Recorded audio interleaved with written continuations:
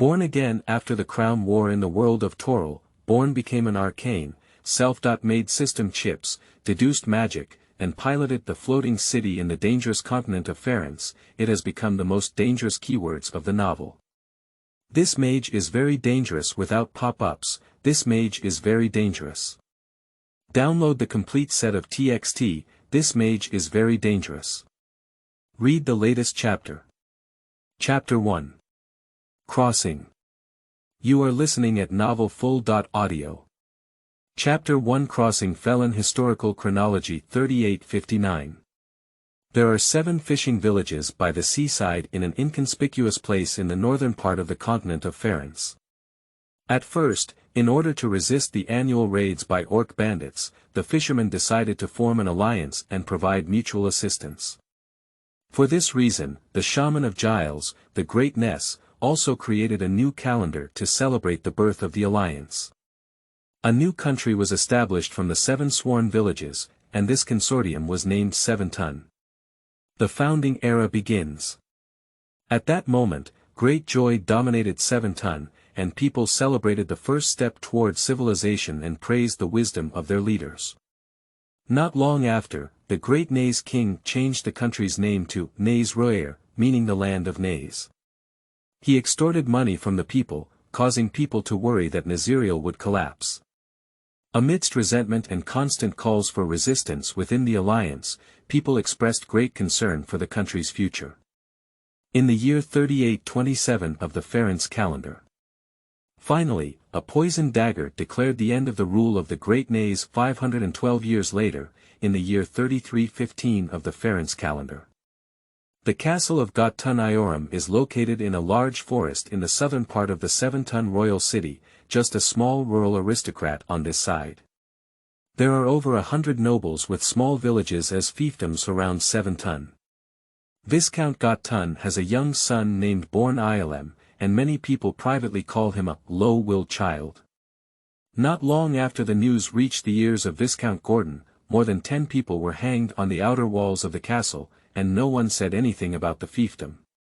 However, this shameful nickname spread, and the nobles of the 8 villages knew it.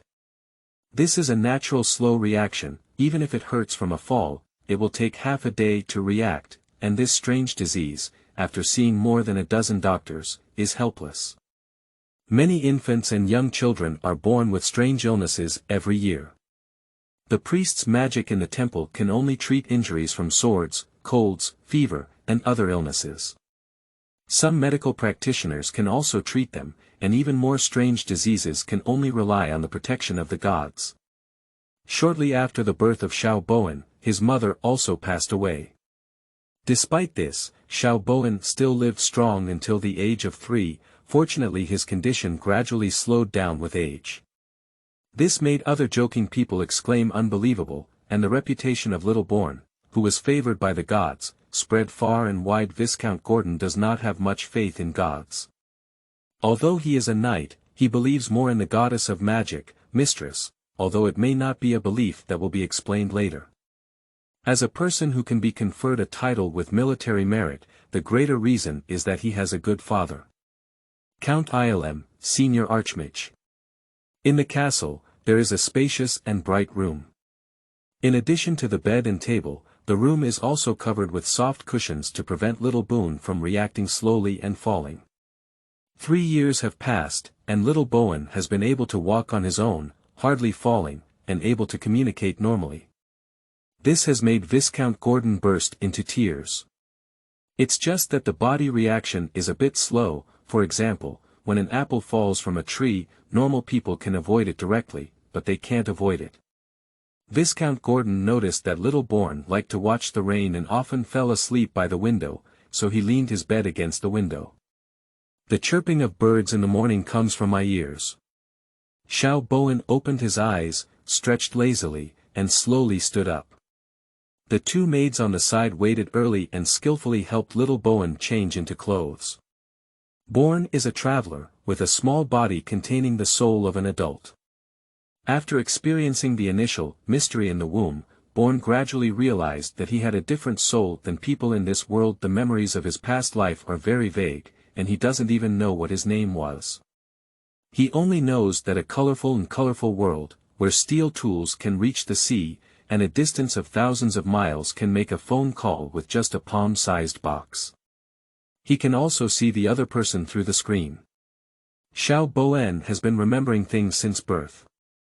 In his first week in this world, he was still in chaos and felt a strong sense of malice towards the new world. The soul is like a small boat in a storm, undergoing the baptism of strong winds and rain, and this process lasted for a whole week. Everything around him was like a fast-forward key. Even if he was in it, it seemed like he was not in the same dimension. Fortunately, as the soul and body gradually merged, Born was also able to adapt to the frequency of this new world. Later on, he discovered that as he grew older, memories of his past life began to slowly come back to him. More importantly, his mental strength also gradually strengthened with age, and his memory became better and better. By the time he was over a year old, Born was able to express his ideas accurately, even more proficiently than his peers. He knew that this was due to the enhanced memory brought about by his spiritual strength. In his previous life, he studied a language called English, and after 7 years of learning, his speech felt like he was stuttering. It was warm spring and the flowers were blooming. The maid opened the window and a fragrance of flowers drifted in. Below was the garden, which was originally Born's mother's room. Later, Born moved in. Viscount Gordon felt very special about Born's mother, and after her death, he did not find a stepmother for Born. This situation is very rare among aristocrats with chaotic private lives. It is normal for a viscount to have more than 10 mistresses, even having illegitimate children, but Viscount Gordon is not false to other noble women. Born arrived at the study located in the castle, where rows of shelves were lined with books of varying sizes, neatly arranged, indicating that they were frequently cleaned. Viscount Gordon and Knight John sat at a round table, with exquisite ceramic cups in front of them. Bowen glanced and saw that this was the unique malt tea of the Iolem family. Most mages were prohibited from drinking, and the higher sorcerer, Count Iolem, prohibited family members from drinking. The tradition of drinking malt tea has also been passed down, and specially made malt tea has become a characteristic of the Iorem family, even famous in 7-ton. Father, Uncle John, Bowen saluted. Uncle John is nominally a vassal of the Iolem family, but in reality, he is as close as a brother to Viscount Gordon. Compared to Viscount Gordon, who is of the same scrap material, the Knight Chief is more like a nobleman and also a high-ranking knight. My retainers have been passed down from generation to generation, and in my grandfather's generation, the wife of Count Iolem, who was also Gordon's mother, was the aunt of Knight John. My great-great-grandfather also came this way, and every generation of the main family has a loyal retainer to guard. And Knight John also gave birth to a daughter a few days ago, and without any accidents, he will also be the guardian of Bon. Sit down, Viscount Gordon pointed to the side armchair and said. Bowen nodded and sat down, quietly listening to Viscount Gordon's next instructions. Bowen, after careful consideration of your last request, I have decided to allow it. Viscount Gordon looked at Bowen with a hint of concern in his eyes. Your physique has been poor since childhood, and appropriate exercise is better. However, considering your special situation, in the morning, you will learn writing from Rodney scholars, and in the afternoon, you will learn combat skills from Uncle John. Good father. The sudden good news overjoyed Bourne. Although he was ecstatic in his heart, he still controlled his face to not show any expressions. Originally, he only wanted to increase the coordination between his body and consciousness through exercise, but he didn't expect to be exposed to the knowledge of this world in advance. I have been in this world for 3 years, and apart from the daily gossip among servants and the interesting anecdotes around me, Bourne knows almost nothing about this world. Fear originates from the unknown, and he urgently hopes to understand this world as soon as possible. Knight John looked at the nervous little Bourne and comforted, "Don't worry, the children in the castle will also receive training with you starting tomorrow." Viscount Gordon rubbed Bourne's little head and said softly, "Uncle John will pass on to you the inherited technique of the Ioram family." Breathing technique. Remember to practice it every day, as it will be beneficial for your body. Yes, Bowen nodded and said. At this moment, the old butler Walker knocked on the door and said, "Your Excellency, the Rodney Scholar has come." "Okay, arrange to the reception hall first, I'll be back later." "Yes." Old butler Walker steps down. Viscount Gordon communicated with the knight again for a few words, estimated Bourne, and then walked out. After Viscount Gordon left, the knight first pressed on various parts of Bond's body and told him to watch him do it first. Then, he walked to the open space in the middle of the study and began to demonstrate. Bowen is still looking forward to it very much. After all, it is something from a different world, definitely not the qigong of a bad street in his previous life. The knight knew that Bourne had a slow nervous reflex, so he deliberately recited the breathing method sentence by sentence to Bourne, and asked him to repeat it while speaking. In the third round, he demonstrated the details sentence by sentence to him. "After all, I have seen it since I was young." Apart from strange illnesses, John knows that Bowen is still very intelligent and has a particularly good memory. But I didn't expect Bowen to have such a good memory. By the time the knight repeated it for the fourth time, Bowen had already been able to retell it in its entirety. But knowing the method alone is useless. Not being able to do it is equivalent to being blind, especially with the lack of coordination between Bond's consciousness and body. The difficulty is even greater. The practice of breathing has many requirements, with special frequencies for inhaling, exhaling, and holding breath. There are many taboos, and it is impossible for beginners to learn without someone to guide them. The only benefit of breathing is that it does not require a specific posture, and there is no problem with sitting or lying down. Although the Cavalier has rich teaching experience, Boone's situation is really special.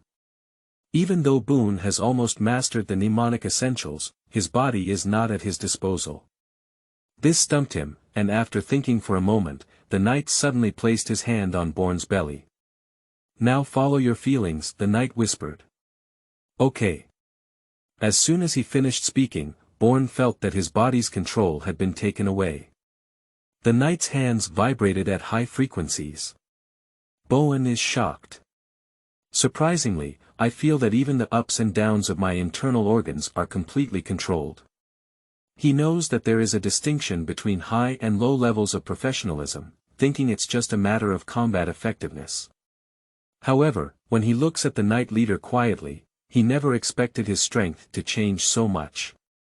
Bourne pressed down on the shock in his heart and began to slowly feel it with his heart.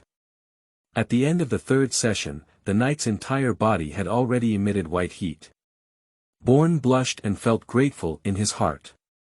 Taking advantage of the feeling left by his body, he began to practice according to this feeling. P.S. This is a fantasy novel that anyone can understand. Even if you don't know what D/VD is, have not been exposed to the Dungeon series, or have played games, you can easily understand it. End of this chapter. Chapter 2. Training. You are listening at novelfull.audio. Chapter 2. Training. For the first time experiencing breathing techniques, especially under the control of a senior knight who has been practicing for many years, the benefits of the first practice are fully maximized. He felt as if a strange force was emerging from the cells inside his body, improving his body. Like a spring bamboo shoot suddenly sprouting from the ground after rain, Bond's short and thin body seemed to have grown a big knot. When Boone woke up, he found himself sitting on the carpet in the study, with two maids standing beside him. The knight was no longer there, and it was obvious that he had already left. In this way, fully controlling the body for enlightenment is equivalent to a martial arts master attaching himself to the rookie and teaching him wholeheartedly, directly obtaining all the master's experience. This kind of operation is simply unbelievable. I think this is also a great burden for high-level knights. It seems that the knight knew Bond's reaction when he woke up and had the maid prepare food early on. In the second after seeing the food, a strong sense of hunger filled the brain. Without considering any image, he grabbed it and ate it.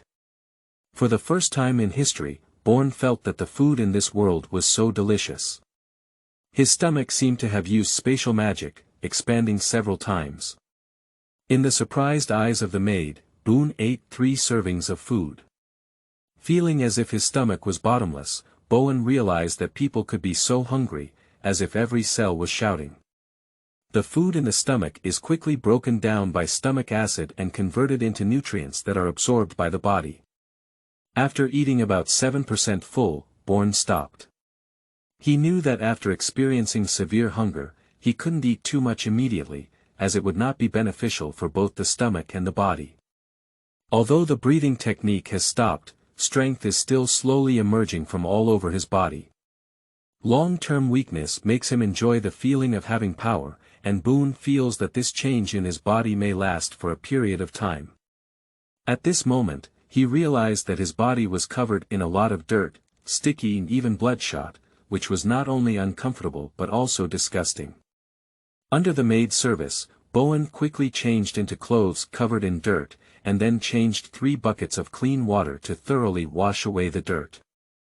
After some twists and turns, the outside was already covered in red clouds. After eating some food again, Bowen hurriedly climbed to bed and rested. He slept soundly this night.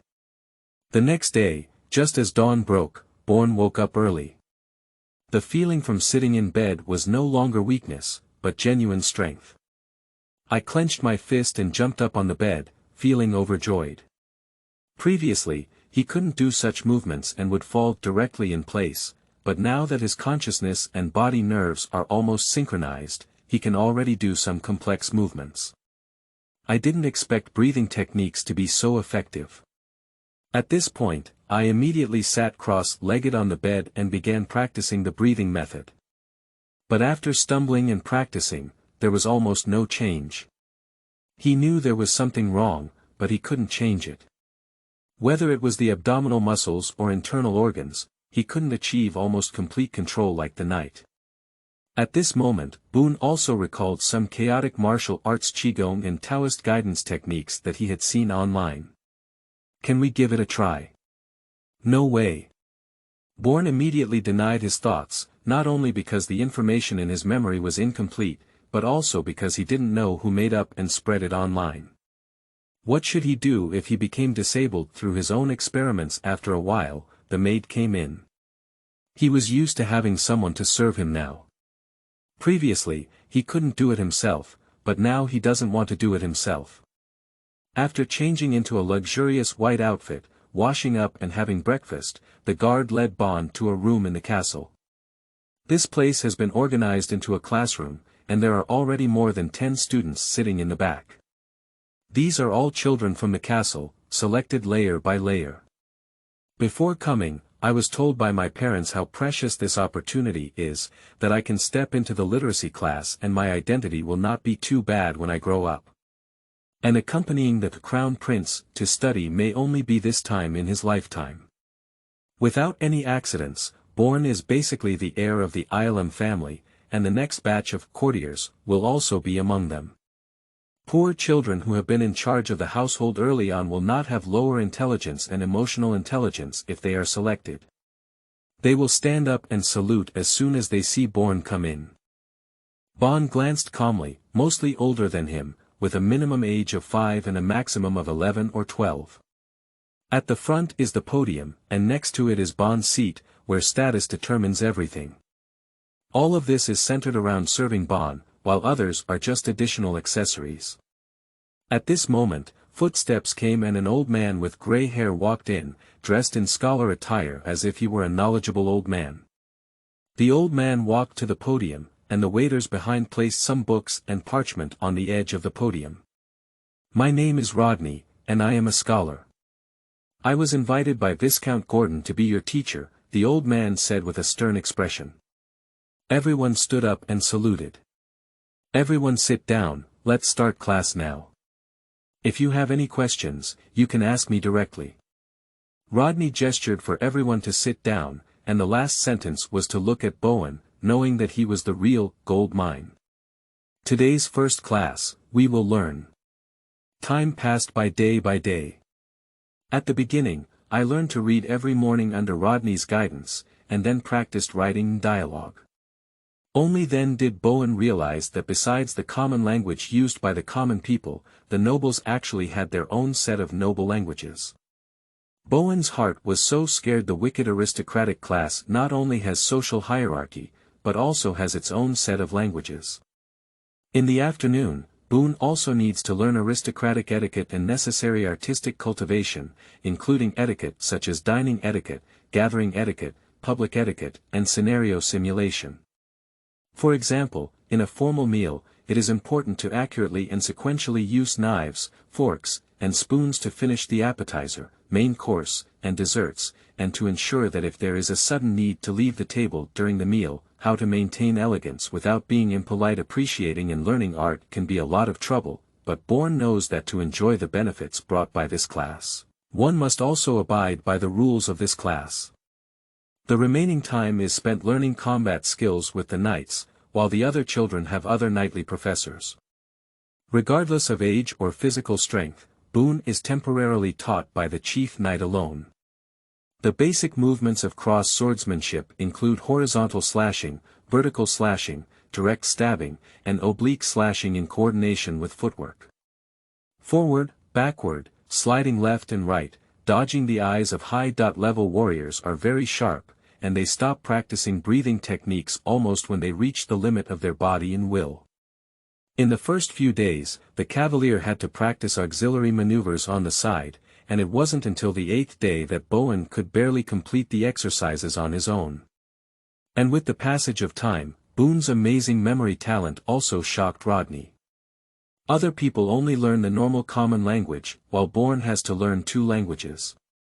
In less than 3 months, he was able to write down over 5,000 commonly used common and aristocratic scripts and engage in dialogue writing. At the same time, the fastest progress was made by a little girl named Anne, who had just mastered less than 3,000 common words. Bourne's abnormal learning speed made Rodney unable to improve his teaching speed, which put immense pressure on the other children. They had to study until late at night every day to barely catch up with Rodney's teaching progress. What Bowen looks forward to the most every day is practicing martial arts. After hard work every day, his once skinny body has gradually gained muscles and grown to a normal height. He particularly enjoys this kind of daily, where strength grows at a visible rate to the naked eye. 1 year later, when Bourne was 4 years old, he was able to barely follow the other children for training. Most of the people who practice together are older than him, and now they can barely keep up, which indicates that Bond's physical condition is no longer inferior to his peers. Viscount Gordon has been paying close attention to the changes in Bourne, and he is very pleased with the improvement of his condition. Even his appetite has improved significantly. Of course, the knight also understood that the reason why Bourne's body was able to recover so well was due to his amazing perseverance. Castle, a small garden under the room of Bourne. Putting on the last shelf, Bourne clapped his hands and took a satisfied look at his tactical training ground. Walk up to the front of the horizontal bar, jump up, do a few pull-ups, then quickly climb up and down a vertical obstacle using both hands and feet. The knight looked on in a daze and couldn't help but ask, "Bowen, what is this for?" "This is the tactical training ground I designed myself," Bowen said arrogantly. "By moving quickly through different artificial terrain obstacles, I can exercise various muscles in my body, making it more coordinated and consistent." After speaking, Bond began to try to climb over obstacles from scratch. Although they were all designed by him, some obstacles were still difficult for him, either too high or too close. The cavalier understood Bourne's intention and couldn't help but touch his chin. He thought more of this method, which not only quickly consumed the practitioner's stamina, but also had a good exercise effect on the internal organs. The Knight Master is a high-level professional, not to mention that every muscle on his body, even his internal organs, can be controlled. People like Bowen can directly seize control of his body. But not every warrior can control every muscle of their body, and many people are stuck in this stage when they are promoted to higher levels. That's really interesting. The knight's eyes narrowed slightly. From a high perspective, Knight Captain Uncle John immediately thought of dozens of obstacles and movements, which can better utilize muscles throughout the body during practice. At the same time, he couldn't help but secretly feel that if he had known this training method earlier, he wouldn't have suffered so much watching little Bowen running rapidly. The knight couldn't help but sigh that he had just followed the training and was able to design this new way of practice on his own. Is this the difference between genius and ordinary people? After speaking, he walked forward and helped Boone adjust the obstacles, then demonstrated a few more movements. This may be slower, but it can use most of the body's muscles to make the hands and feet more coordinated and consistent. Upon hearing this, Bowen found it quite reasonable and also understood one thing. Memories from past lives can be borrowed, but not all of them can be copied. As a high-level warrior, the Knight Chief's experience is obviously more helpful for himself. The methods in his memory can be referenced, but not all of them can be borrowed.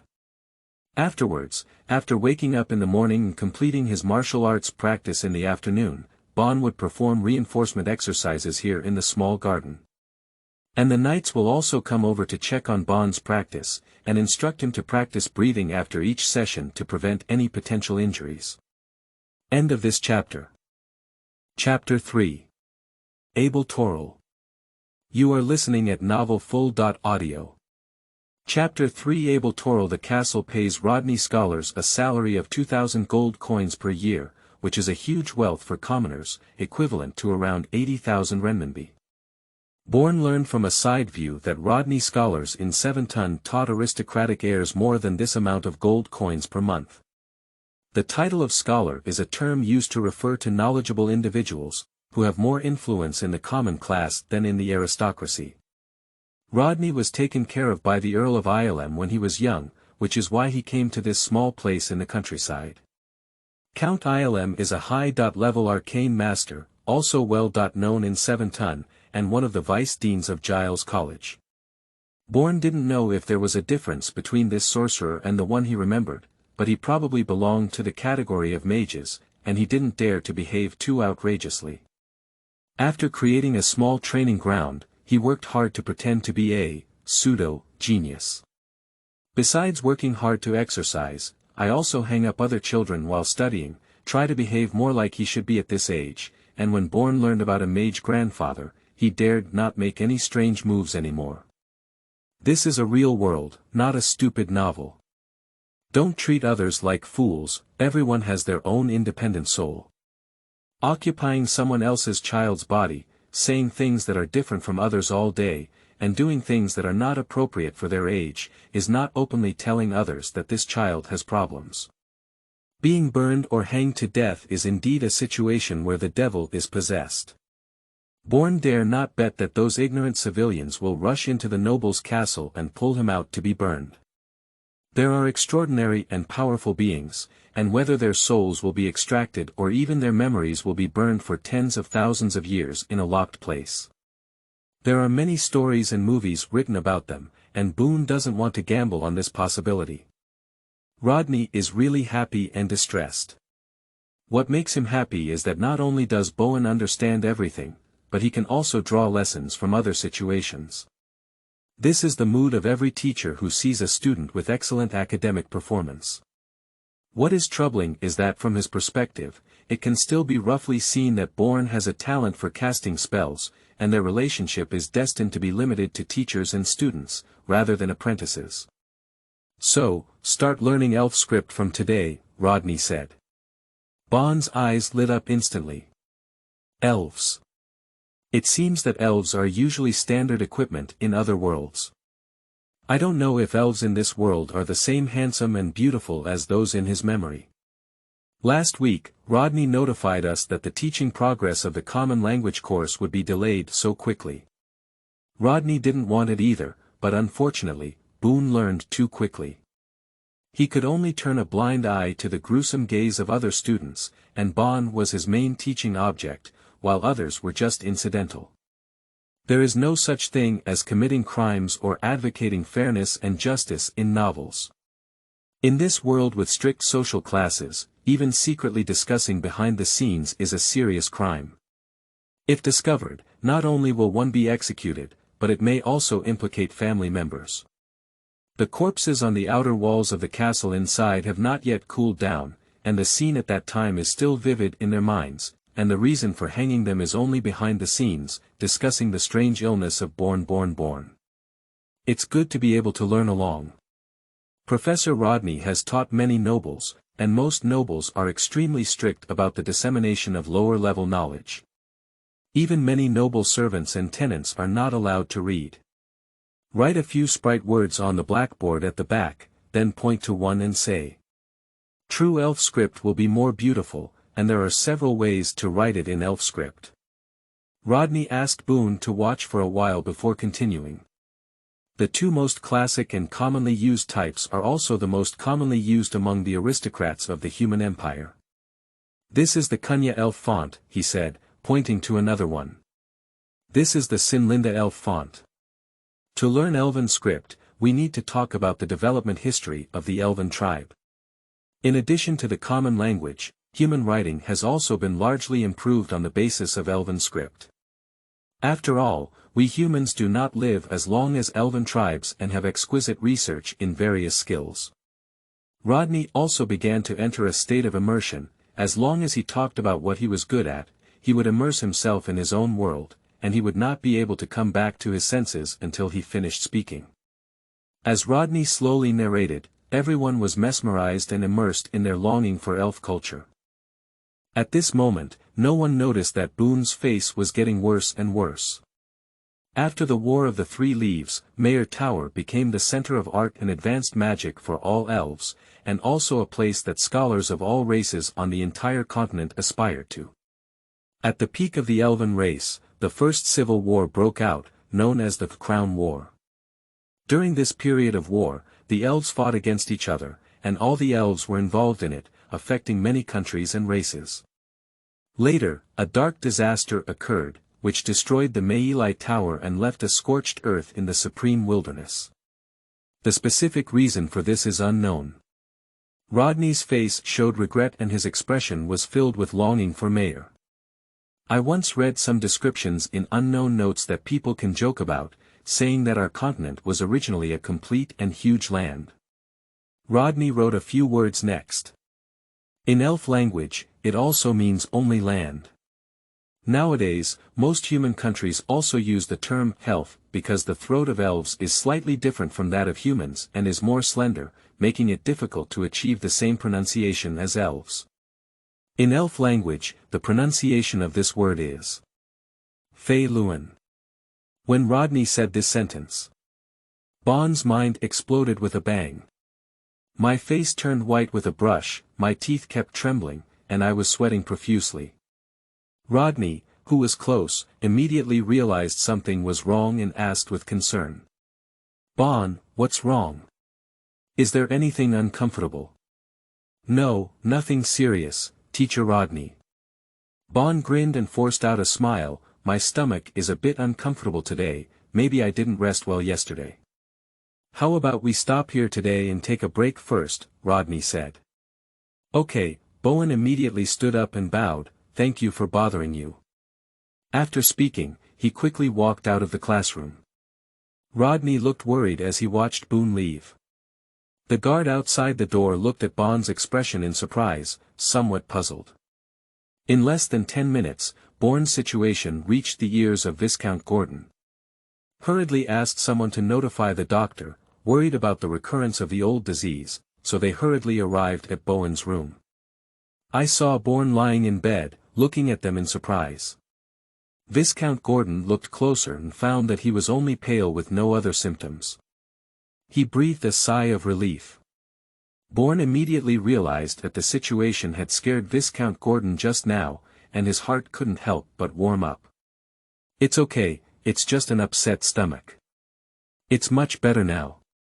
After a while, the doctor also rushed over and checked, but no problems were found. Viscount Gordon finally let go of his worries. Pay attention to rest, stop today's class for now, and let the maid do whatever is needed. Knowing that Boone needed to rest now, he gave a few caring instructions and left with his people. Creaking as he watched the door close, Bourne breathed a long sigh of relief. His head also felt a bit sore, and after Rodney's stimulation, he suddenly recalled many memories. The information was a bit messy and missing, but he had already understood the general information. As for the body's response, it was mainly scared. The information he recalled was somewhat incomplete, but he also generally understood where it was. Abel Torrell. As the most famous world for D&D dragons and dungeons. The history and stories of the world of Torrell can be written into tens of thousands of scripted novels.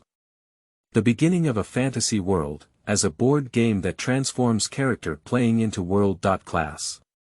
After several generations of development, countless products have emerged, and basically any fantasy or magical novel or movie cannot do without its shadow.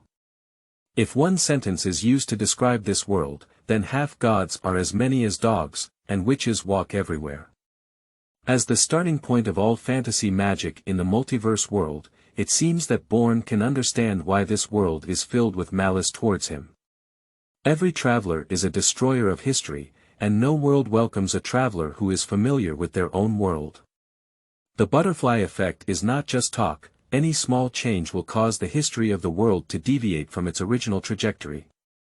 If it is the world of Tang Dynasty, the world of divine sculptures, or other world film and television worlds, it is also possible for Bourne to change history, only D-World, Torrell World will not. Although it is unknown which unknown deity or great existence has given him a new life. But if you can live a lifetime, you still have to be grateful. It's better to live than to die. The memories of his previous life are slowly being recalled, and life is not very good. Of course, if there is a choice, he still hopes to live a modern life without a future world.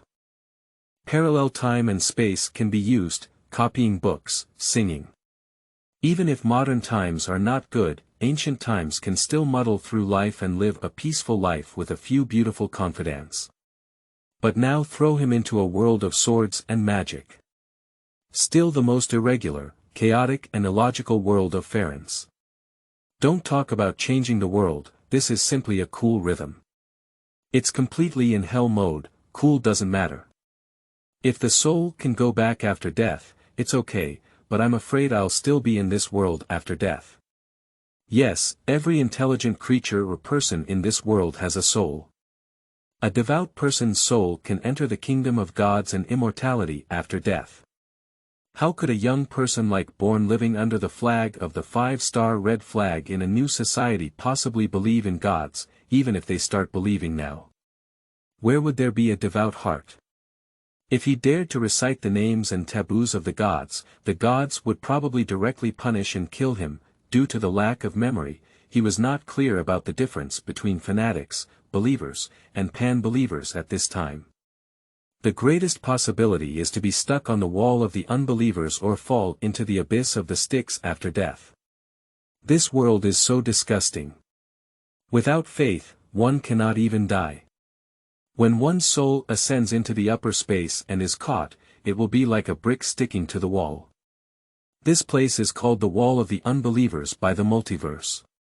Even if you run out of Phaelin, it's easy to fall into the Styx River. Falling into the Styx River is basically a dead end, and memories will slowly be washed away. The Styx also leads to an endless abyss. The abyss, no matter where it is the most terrifying symbol. And it's also layered, a very auspicious number. 666, I don't know if it's particularly ironic. 666 represents the devil and the devil in the Western world, and is an unlucky number. 666 layers of abyss, each layer is basically infinitely large, and there are almost endless demons. The place where every deity dies in minutes. 666 layer does not really refer to 666 layer. The abyss is expanding every moment, and no one knows how many layers it has. 666 layer is just a rough idea. End of this chapter. Chapter 4. Breathing Method. You are listening at novelfull.audio. Chapter 4 Breathing Method. Since Bourne learned breathing techniques, the knight often saw him practicing in various positions, like a child who had just received a new toy. Slowly, Boone has been able to integrate breathing techniques into his daily routine, even practicing walking, sitting, and lying non-stop. Of course, no one has done this in the history of the Iorum family, but there have been no special effects. However, the Cavalier did not consider interfering too much. This breathing technique was only most effective during the first practice, and gradually weakened after 7 or 8 repetitions. After 7 or 8 repetitions, it had little effect.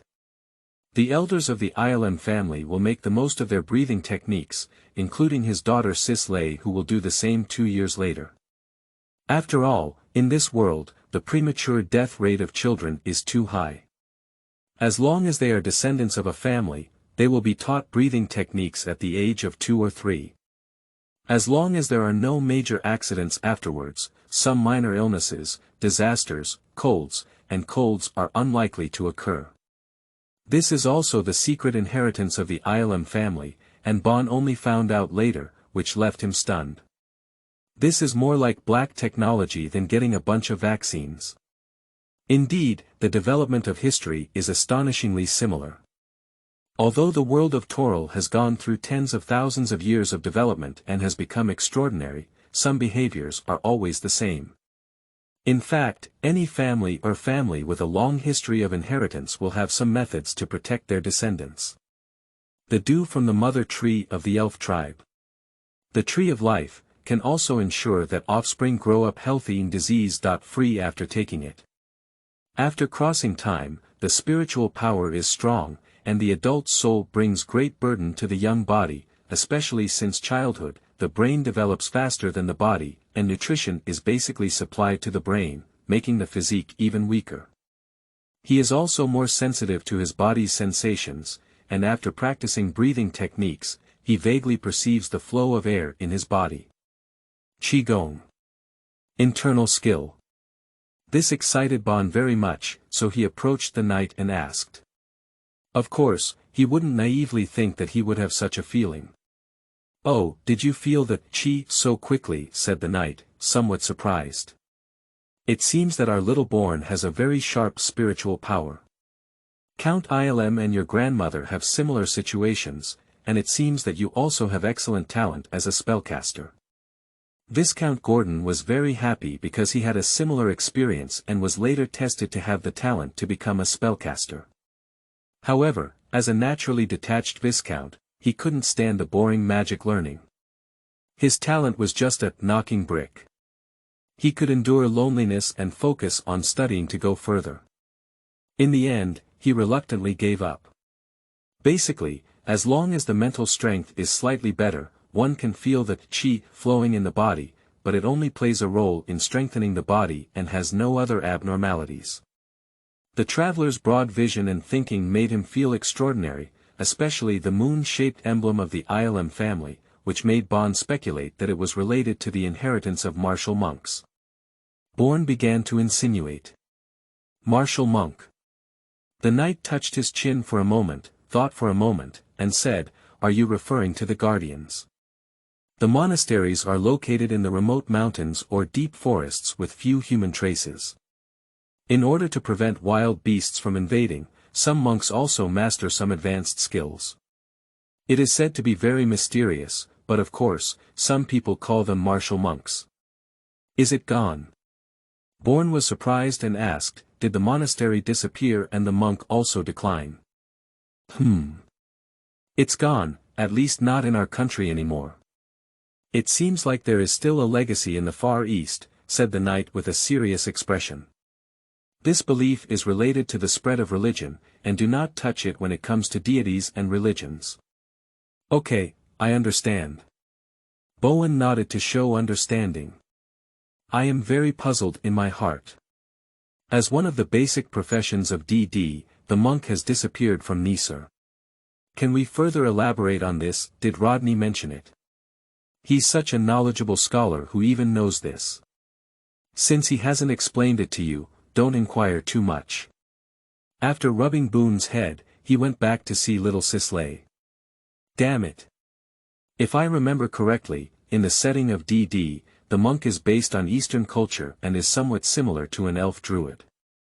However, the monk does not believe in gods, but rather believes in things similar to nature, heaven, earth, and the way of the East. Obviously, the profession of warrior monk has been lost in the competition for the faith of gods. Indeed, in the world of divine faith, gods are the thickest thighs.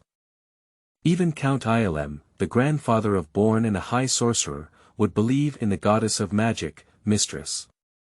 Of course, the degree of faith is unknown, but this is how it is communicated to the outside world, and almost everyone in the family is. In Bowen's memory, the monk's profession is very wonderful, the only one among all professions with an Eastern background, somewhat similar to the setting of a martial arts master. There are many schools of martial monks, but most of them do not have faith. Except for a few schools, they believe in gods such as the goddess of darkness, Sao, and the god of patience, Ermit. Except for the first few gods born in the world who did not rely on the faith of their followers, the gods who emerged with the Crown War had to rely on the faith of their followers to survive. The competition for faith was very intense, and a group of people who had little faith could not possibly allow them to exist. Born knows that there must still be martial monks in other parts of the world of Torrell, and that's just a group of cheating mutants. It seems that the disappearance of martial monks in Nisr is definitely a secret that is unknown to everyone, even related to gods. Even the senior knights of the battle profession are unwilling to mention it. Bowen can almost confirm that the breathing method is indeed the inheritance method of martial monks, but it is not complete and lacks key information on its role. Martial monks have a deep understanding of the life energy in living beings. Call it qi. In the setting, continuous and brutal training is required to master the energy of controlling qi. Why do professions with an Eastern background require brutal training to master qi? Born had a guess in his heart: do we still need supporting actions? It may be easier to activate qi with accompanying actions, as the effect of qi can directly improve various basic indicators of the body. But now all the indicators do not meet the standards for activating qi. Not only are they young and have poor physical fitness, but they have only practiced for less than 2 months. Zhang Wuji has directly trained from childhood to adulthood, and only left after achieving great internal skills. It seems like setting a small goal first, laying a solid foundation first, and practicing internal skills first. Because breathing exercises do not limit the number of times they can be practiced, and there will be no cases of falling into the trap. Born began to try practicing martial arts movements from some movies and TV shows in his past life. Try combining the movements that can be imagined in Tai Chi, Xingyi Quan, Bagua, and Yongchun with the breathing technique to see if there is any effect. For Bon's actions, others smiled. After all, he was still young and had just learned some martial arts skills. It was normal for him to think it was fresh, fun, and reckless. The child who is slightly older than him often plays the game of Dragon Quest. Born realized that sometimes a child's identity is also quite useful, at least when doing something strange, it can be seen as a farce. Of course, it's not without results. When trying to learn Shaolin monks standing on horseback, the qi in the body will be more active when practicing breathing techniques. Born speculates that it may be through self-harm that stimulates the human body. Because it was his own exploration, Born could only try slowly on his own. As time passed, he also celebrated his 5th birthday. Born's grandfather, the Count of Ilm, a high sorcerer, will come to visit his lovely grandson and celebrate his birthday. Upon learning this news, Bon's smile was even uglier than crying. Viscount Gordon thought that Born was a bit shy and restrained because he had never seen his grandfather before, so he comforted him, "Don't worry, your grandfather may be stubborn and rigid, but he is still quite." Viscount Gordon thought for a while before jumping out of his mouth, "He still loves us very much. Hee hee." Born gave a dry laugh with a blank expression on his face.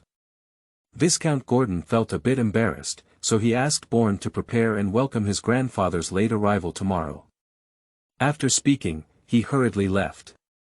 Watching Viscount Gordon leave, Born closed the door and lay alone in bed. It seems that this cheap father's relationship with Count Ilm is even worse than he thought, or rather, he is afraid. I don't know much about professional Boone, but from the physical fitness of the Cavalier, it can be seen that he is simply a little superhero.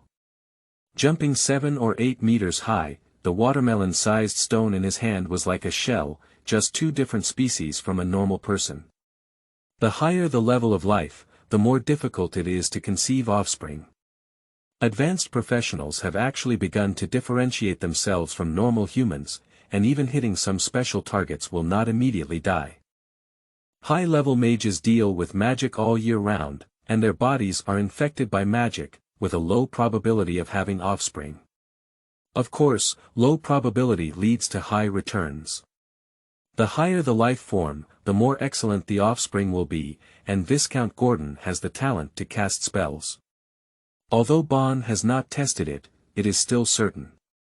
Viscount Gordon, despite having a talent for casting spells, did not learn magic well from Count Ilm. If it weren't for him being the only heir, he would have been killed by the Count long ago. It can already be confirmed that my grandfather is the Archmage of Naziriel, and now it should be in the early stages of Naziriel, where the floating city has not yet been opened. That is to say, the development of arcane skills is still in its early stages, and now arcane masters are not as strong as they are in the later stages. I just don't know which direction my main research focuses on. Will it be seen that there are flaws in the soul? There is too little useful information, it seems that we can only adapt according to the situation. End of this chapter. Chapter 5. Magic Necklace. You are listening at novelfull.audio. Chapter 5 Magic Necklace. The Ilm family has developed over the years, and even in rural castles, there are 2,000 to 3,000 people living around them. There is a small river to the east of the castle that separates the small countryside from the forest. The locals call it the Agate River.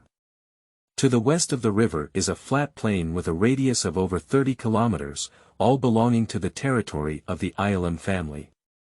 The land is fertile and the climate is pleasant. With the annual production of food, not only can it be self-sufficient, but it can also be sold to 7 ton and maintain the castle's expenses. After all, it is close to the royal city, and the territory cannot be too large, but it is also one of the most prosperous territories. The reason for obtaining this territory is also due to the Earl of Ilm.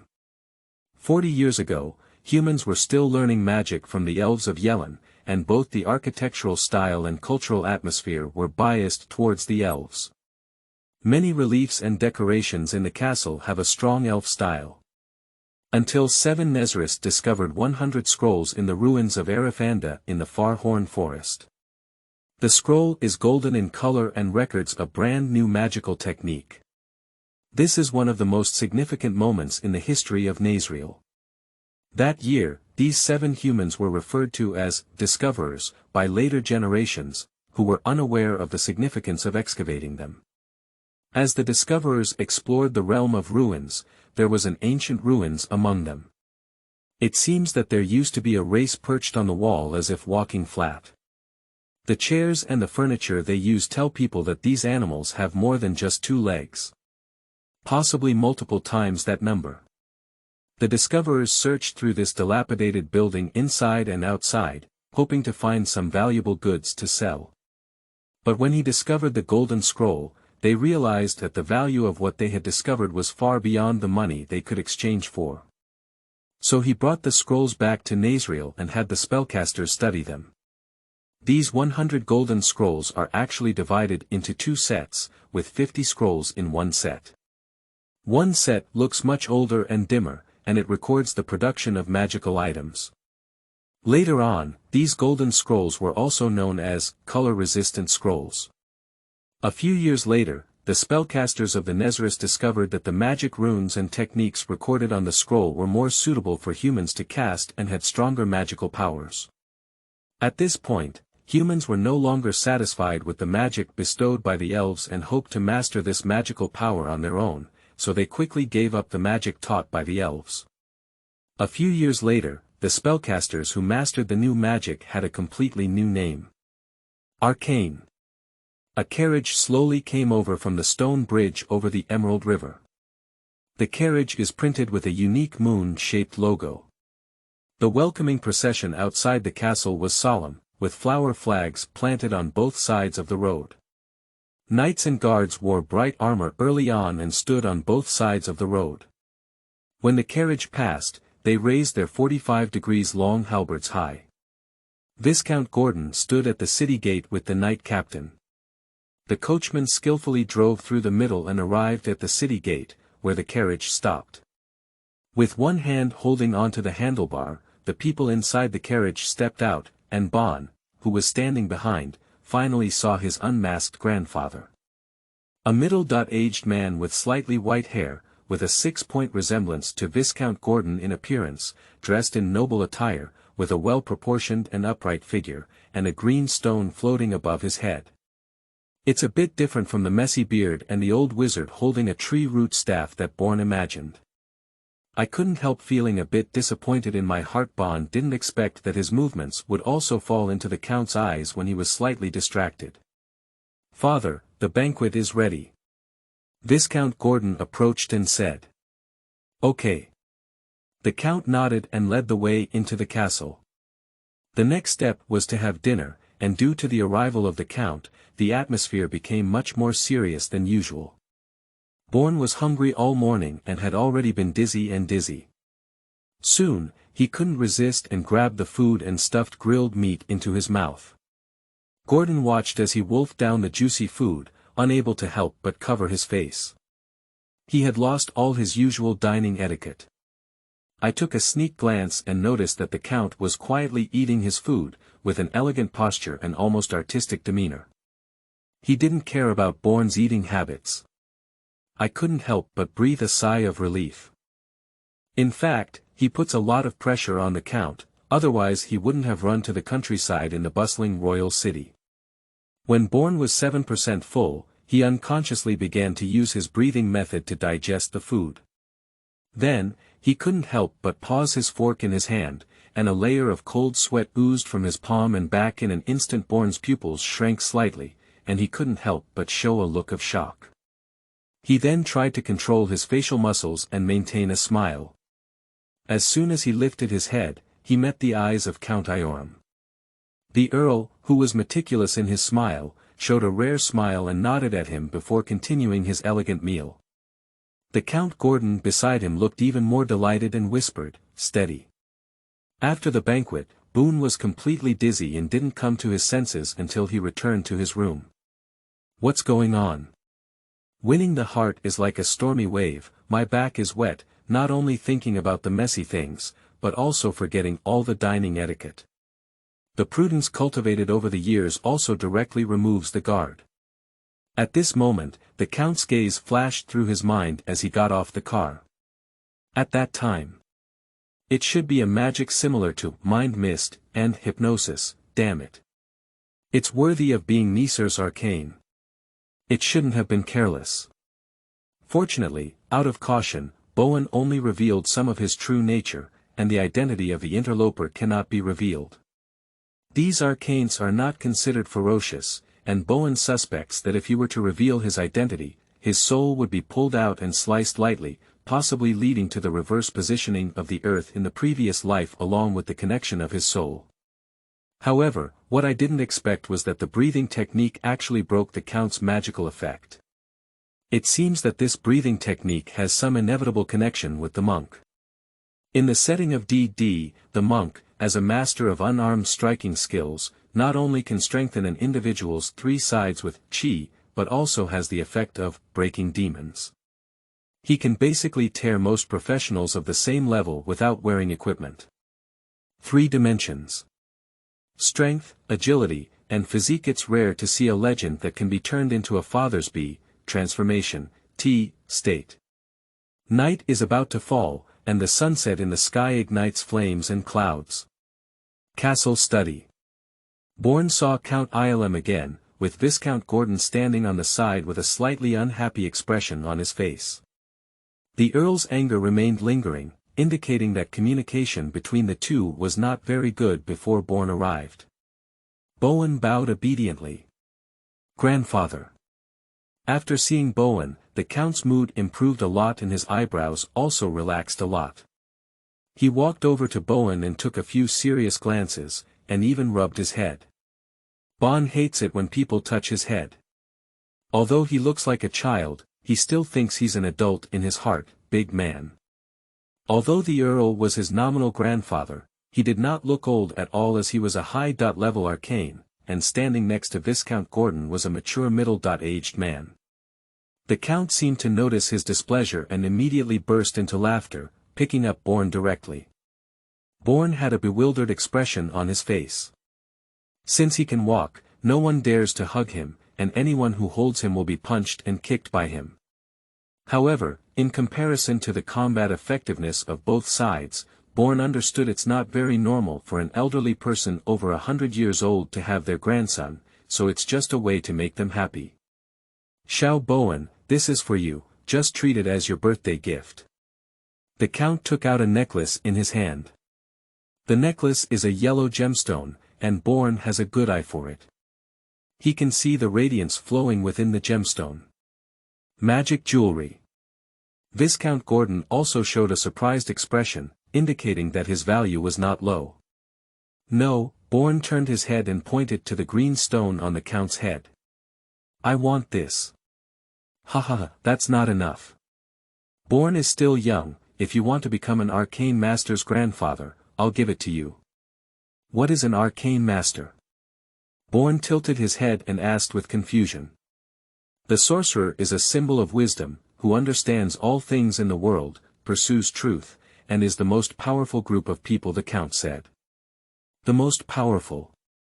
Even more powerful than a god. Bourne asked in a strange way, stunned himself, and the Viscount Gordon beside him was also surprised. The Count paused, his gaze seeming to pierce through the wall, and a dazzling light seemed to emanate from deep in his pupils. Then he whispered, yes. Bourne realized that he had said something inappropriate and quickly changed the topic. The brief communication confirmed that the Count had not noticed anything unusual about him. The stone hanging in my chest finally landed.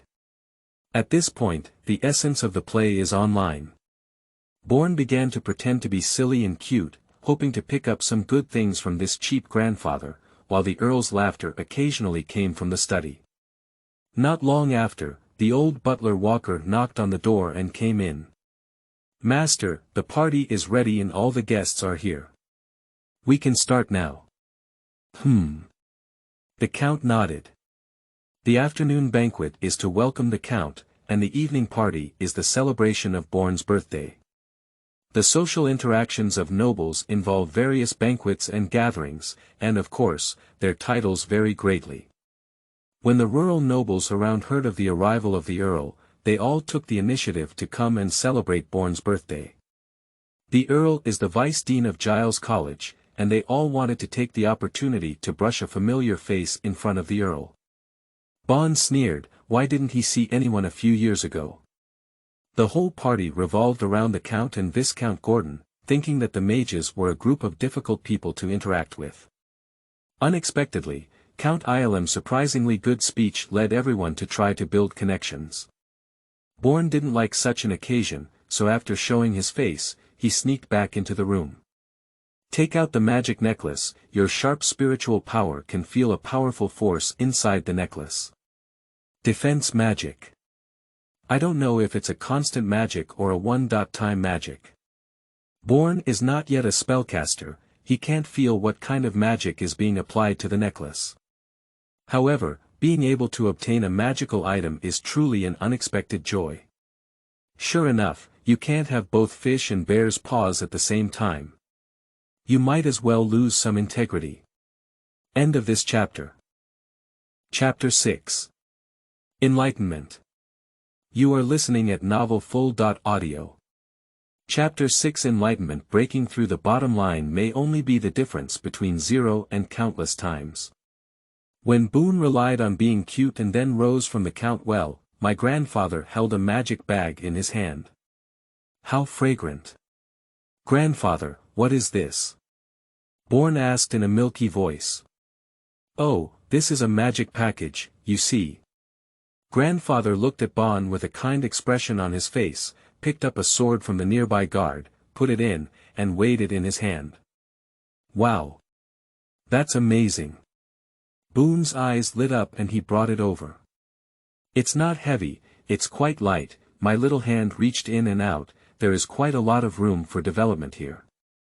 This small bag was made by my grandfather a long time ago. It was newly enchanted and also about the size of a cubic meter. I'll put some small toys for you.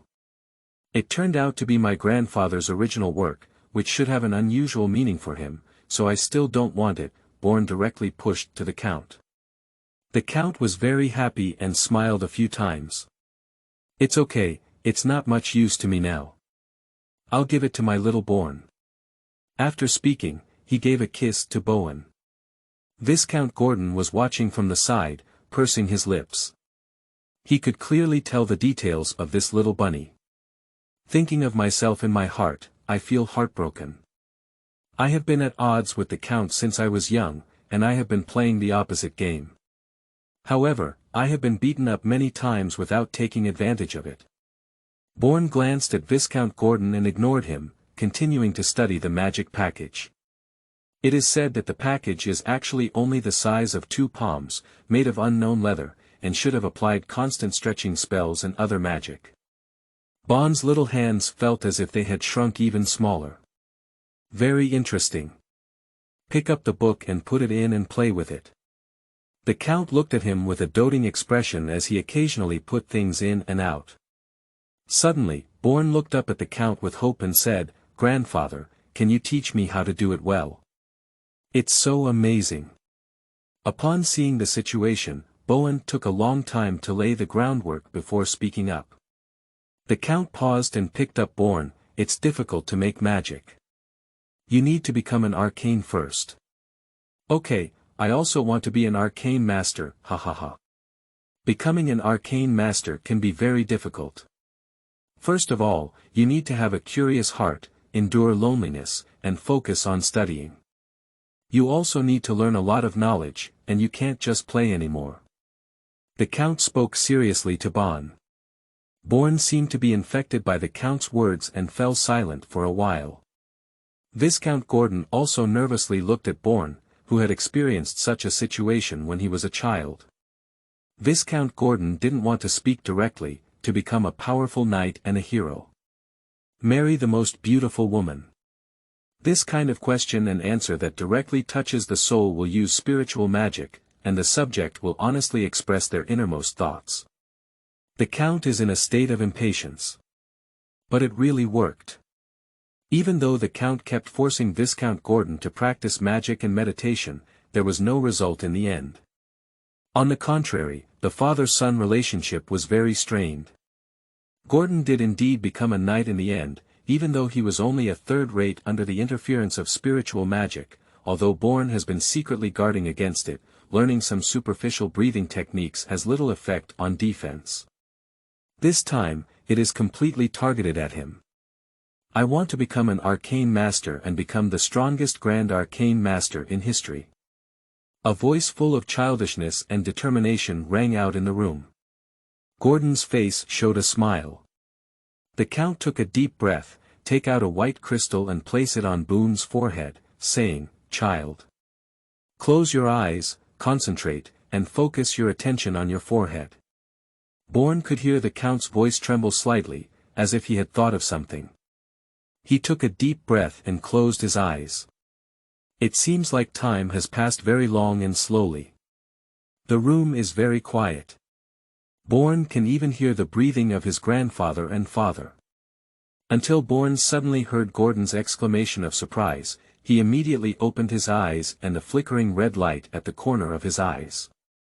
The Count had a slight regret, but was still pleasantly surprised that his descendants had the talent of a spellcaster.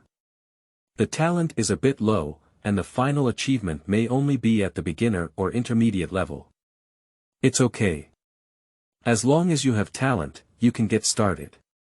The requirements for talent are not too high for arcanes. Magic is the greatest miracle, and there are many ways to increase elemental affinity.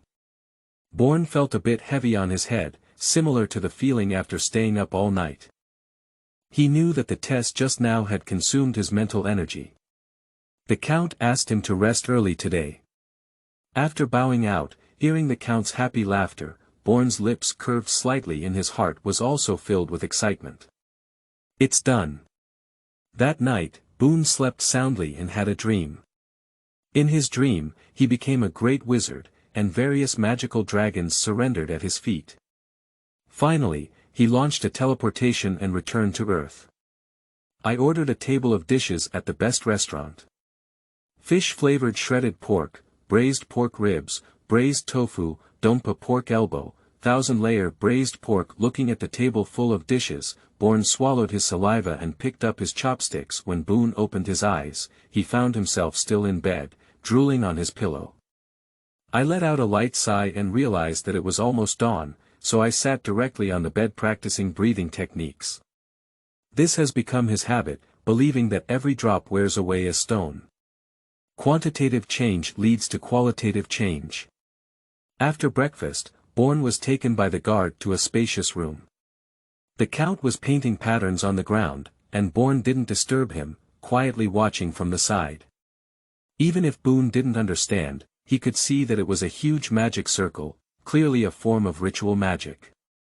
The Count held a strange pen in his hand, and the seemingly soft tip could even carve runes on a hard bluestone slab.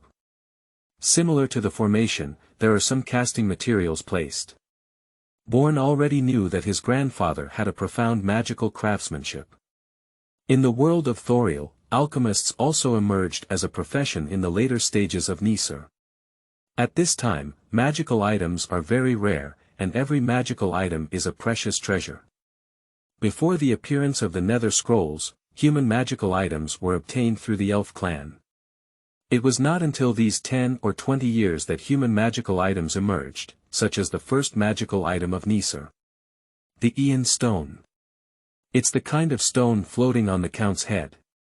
Before constant magic comes out, to create magical items is to import the creator's magic and complete permanent enchantment, and the lost magic is also permanent, and this part of the lost magic represents vitality. Vitality is lifespan. Yes. Enchanting comes at a cost, as each magical item contains a portion of the creator's life, making it so precious. Even the long-standing Iorum family magic items are not many. This is also the reason why Viscount Gordon was a bit envious when he saw the Count give 2 things to a little kid. Every spellcaster who excels at enchanting appears older than their peers. The enchanting magic technique is a high-end technique that has not been passed down for generations. Relying on one's own exploration, there is not so much lifespan to waste, even a long-lived elf would not. Neither advanced spellcasters nor legends would touch this area, although magical items do have some peculiar powers. The entire room was painted with a dense array of magical runes, indicating that the Count had started preparing for it since Bourne left yesterday and had not rested all night. When the Count finished his last stroke, he breathed a sigh of relief and smiled. Bourne was deeply moved in his heart. Hurry up and greet me, and make my grandfather happy again. The Count took out a red bead and handed it to Bourne, pointing to a circular area in the middle of the magic circle.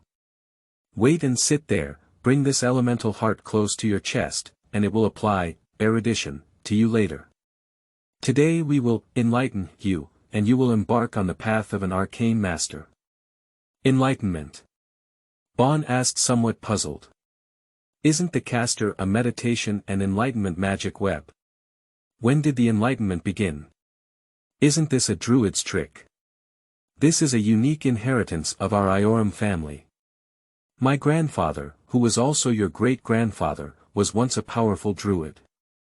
This enlightenment formation was also improved based on the druid's enlightenment, allowing the subject to directly possess the magic of intermediate or advanced magic apprentices. Alright, hurry inside. Gordon, guard the door and don't let anyone disturb the inheritance ceremony. The Count turned to Gordon and said. Bowen only then realized that his father and the knight had arrived, and there were also many knights and guards standing at the door. Yes. Then he walked to the door with the knight and stood there. It seems that this ceremony is very important. Born, holding the elemental heart, walked to the middle of the formation and sat cross-legged. Close your hands and place the heart of the element against your body. The count began to recite the spell in a low voice. Born only felt the magical power descending on his head, giving him a sense of enlightenment. Time became much clearer and his thinking became faster, as if he was on a highway. The art of erudition. This spell can enhance the subject's intelligence, and Bowen immediately reacted. Concentrate and don't get distracted. The Earl's voice came, and Bourne immediately closed his eyes and began to imagine sitting on the top of the mountain surrounded by white clouds. This is the visualization method used by Bourne in his past life memories, which can effectively eliminate distractions. At this moment, the Count began to recite spells. This time, there was no lowering of the voice. Bourne could hear it clearly. The language was very different, crisp and pleasant, like the chirping of birds in the forest. Elven language. End of this chapter. Chapter 7. Magic Web. You are listening at novelfull.audio. Chapter 7 Magic Web. The world and the multiverse is filled with magic, and all beings within it are imbued with the power of magic. Every stone, every stream, every living thing, and even the air itself contains untapped potential energy. These native magic are the raw materials of creation, as well as the still silent consciousness of existence. It permeates every point of matter and manifests itself in various forms of energy in the multiverse. Ordinary people cannot directly use these native magic, but they can rely on a weaving structure of magic as a bridge between the caster's consciousness and the raw materials of native magic. And the spellcasters call it the demon web. The deity who controls its origin magic web is Miscui, known as the goddess of magic. The spellcasters have different names and understandings of this type of bridge, but no matter how they call it, without a magic web, the native magic is locked and cannot be reached. The most powerful mage can never use magic to light a candle in a place where the magic web is blocked. In the area surrounded by the magic web, the caster can summon lightning to strike enemies, teleport them thousands of miles away in an instant, or even reverse death. All magic is closely related to the magic web, but different spells have different ways of contact with the magic web. The elf tribe calls themselves elf magic, or life magic. The dwarves have runes. Dragon language magic of the giant dragon. Those who use the power of gods to cast spells, such as envoys and priests, are called divine spells. Wait.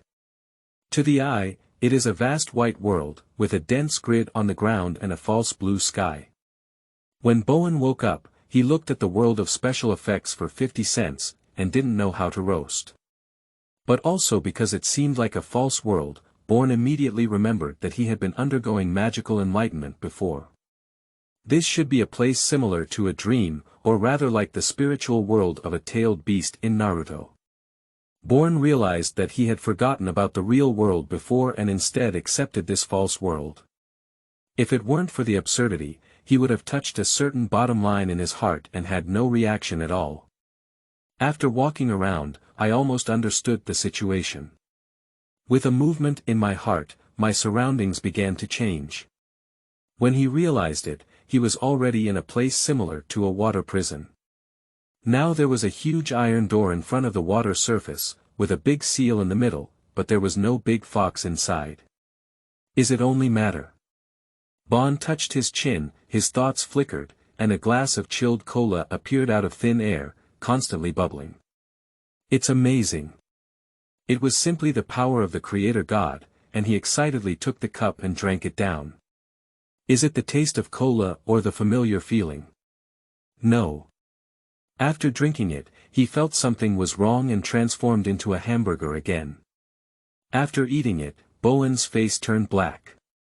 Being able to taste without feeling full. Sure enough, it's still fake. Even the senses can deceive, this world is so magical. This is simply a paradise for foodies. You can eat whatever you want without worrying about not being able to eat. Not overly conflicted, Born had a sudden idea and a big tree appeared in front of him again. A spinning blue energy ball appeared on his hand and he shouted loudly, "Spiral ball." He pressed it against the tree. Click. The big tree fell to the ground and disappeared. Surprisingly, it can. Bowen was overjoyed. The art of Heo Wokyu, top of the Buddha, the clone is not good, but other ninjutsu techniques are fine, and Boone finally has a good addiction. The surroundings were cleared again, returning to the original white grid of the 50-cent special effects world. Generate a set of lounge chairs and sit down. The time here should have been infinitely extended, day by day for a year. Bourne looked up at the sky and began to ponder. Grid. Web, magic web. Looking down at the ground. The magic web in memory is just a name, representing the original magic of the origin. So, is this a subconscious mapping? So isn't the deep magic web? Bourne widened his eyes and looked down through the white color. Suddenly everything around changed, the white color became colorful, and the sky became beautiful. There are countless colors in the world, but the human eye cannot distinguish all colors, which is determined by the type of optic nerve cells. A normal person has 3 types of visual vertebrae, which are trichromatic, red, green, blue. The 3 colors make up the 7 colors, and in visible light, humans see a rainbow of 7 colors under the crystal. At most, there are differences in depth. But now it seems like Boone has seen more than 10 colors. More of it is gray and hazy. Inert elements. Bourne naturally understood that when he tried to sense it, gray was completely meaningless, and as expected, he couldn't sense it. If there was color, it would suffice. But even if you can see more than 10 colors, most of them are still not birds themselves. Bourne found that the color that leans towards inflammation is relatively closer to himself, which should be the element of fire, and he can feel the temperature of fire. The second element is very similar to the blue color, and the perception is a bit tingling. This is electricity. You can't touch it with your hands, but feel it with your heart and you can still communicate. Yes, communication. The elements actually have consciousness. Just very weak, even if it's the same element, some are very lively, some are obviously very intelligent, and some are very stiff like wooden people. Bourne tried to gather into his body, although the spiritual body was false, he could still feel the elements swimming within it. At this point, Boone had a feeling of being a kindergarten teacher. Comforting a group of children wearing various colored clothes, some obedient ones can stay, some just leave as soon as they come in, and some just ignore you and run around. The remaining children will gradually be infected by Bourne and become the same color as him. Magic. He immediately understood that this was the correct way of operating. After understanding what to do, Bourne began to constantly communicate with the elements, fooling them into turning into magic. Not long after, Boone realized something was wrong. Not only is the induction becoming weaker and weaker, but it also seems to be getting tired. Bourne only then realized that his body had become somewhat transparent. Spiritual energy consumption. That's not right. Isn't meditation supposed to restore magic and spiritual energy? How could it be consumed? Could it be another wonderful energy being consumed by oneself? Bourne recalled the materials his grandfather had placed on the ritual magic array. Bourne believes that the current situation of the spiritual body should be related to those.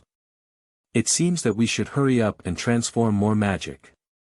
Obviously, the quality of higher intelligence elements is higher, but we need to spend more mental energy to coax them.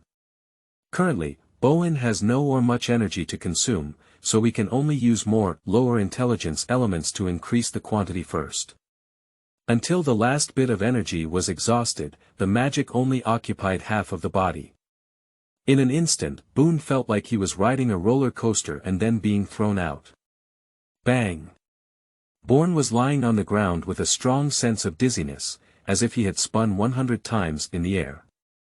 Nausea Born began to retch, but fortunately there was nothing left in his stomach. The Count helped him up and gently brushed Born's head. The strong dizziness and swollen head have also improved a lot. Calm down a bit. Thank you, grandfather. Born was grateful to the old man from the bottom of his heart. He could already feel a different force in his body, and this force was called magic. After possessing magic, he felt as if his soul had been washed away, and the veil covering his soul seemed to have disappeared. The world was so beautiful in his eyes. He understands. He truly integrated into this world, and the world no longer excluded him. His soul truly merged with his body. Even a true soul master would not discover his strange soul. Grandfather's eyes flickered with a magical radiance, as if he wanted to see through Boone, and he couldn't help but nod in satisfaction. Okay. Not bad, I already have the level of an intermediate magic apprentice. Even though he may be ignorant, Boone understands that this enlightenment ceremony is too incredible. Completing this ceremony will fully possess the magic of an intermediate magic apprentice. Skip the accumulation of initial magic and learn spells to directly master magic. Reality is not like in games, where every character is a professional and can cast spells directly when their attributes are reached. Ordinary people work hard, but there is still some hope to become soldiers and guards. Not everyone can become a professional, and breaking through the limits to become a professional is still a minority. Those who have a talent for casting spells are even rarer, even among the elves, a small portion are high-level spellcasters. The key is to get started, and getting started is the most important thing. Without getting started, one cannot find direction even if they try hard. For some reason, Born felt his head heavy and his body shook uncontrollably twice. His eyes darkened and he fainted. The Count seemed prepared and picked him up directly. Seeing Born being carried out by the Count, Viscount Gordon quickly stepped forward. Although the Count remained cold and aloof as usual, as soon as the Count's lips curved slightly, Viscount Gordon knew immediately that the matter had been resolved and immediately opened his mouth. New books require everyone's support to have motivation. We are looking for recommendation tickets, collections, and everyone's support. End of this chapter. Chapter 8. Leaving. You are listening at novelfull.audio. Chapter 8. Leaving. This evening, Bond's mind was filled with many memory fragments. It was a familiar feeling again, but this time it was much rougher. Fragments of memories from a past Earth, mixed with unfamiliar and familiar magical runes, made Boone feel like his entire head was filled with a paste. After an unknown amount of time, when Bourne opened his eyes, his mind was still a bit dizzy, like the next day after a hangover. His head was swollen and painful, as if he suddenly understood many things, but also seemed to know nothing. As soon as I recall what happened in my dream when I was unconscious, my head hurts. After calming down for a long time, Bowen loudly called for the maid in order to go down and wash with clean water, feeling much better. After inquiring with the servant, he found out that he had only slept for a day and a night. Bourne breathed a sigh of relief and there was no bloody plot. After a brief meal, Bourne was taken to the study in the castle. The study has already changed its shape, with a table and 2 chairs placed in the middle of the room. One of them is clearly higher, which is prepared for Bourne. There are many more books in the study, and the surrounding bookshelves are directly filled. The space is not even enough, and they are piled up directly on the ground, making the entire study appear somewhat crowded. The Count was already sitting at the table, with a thick magic book floating in front of him. The magic book emitted a faint white light, and the content was completely invisible. Bowen quickly came in to bow and didn't forget to glance at something next to him. Identification of magic and divine arts, the origin of dwarf runes, the evolution of Yaling, when even some of them had some peculiar runes, and Bourne actually understood what they meant. However, at this point, he didn't understand what was wrong and was instead drawn to the book's title. What kind of ghost is this? Bourne looked bewildered. Shouldn't he learn magic? What is this?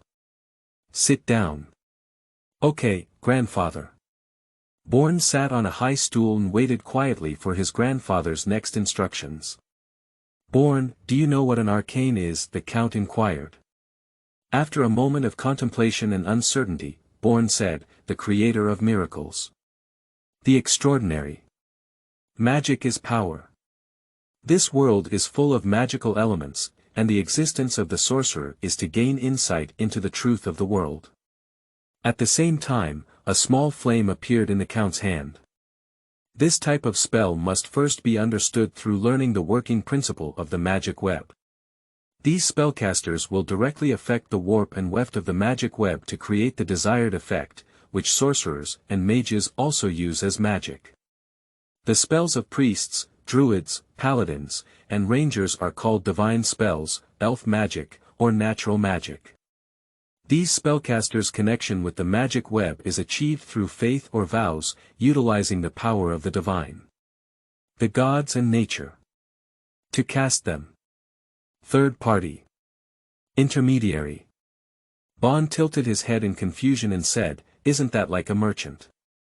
Magic is a commodity. Faced with the sudden question, the Count was stunned, as no one in his memory had ever used such a term to understand magic. It was so vivid that I couldn't help but burst out laughing. Alchemists need to look at problems from different perspectives and discover things that others have never thought of.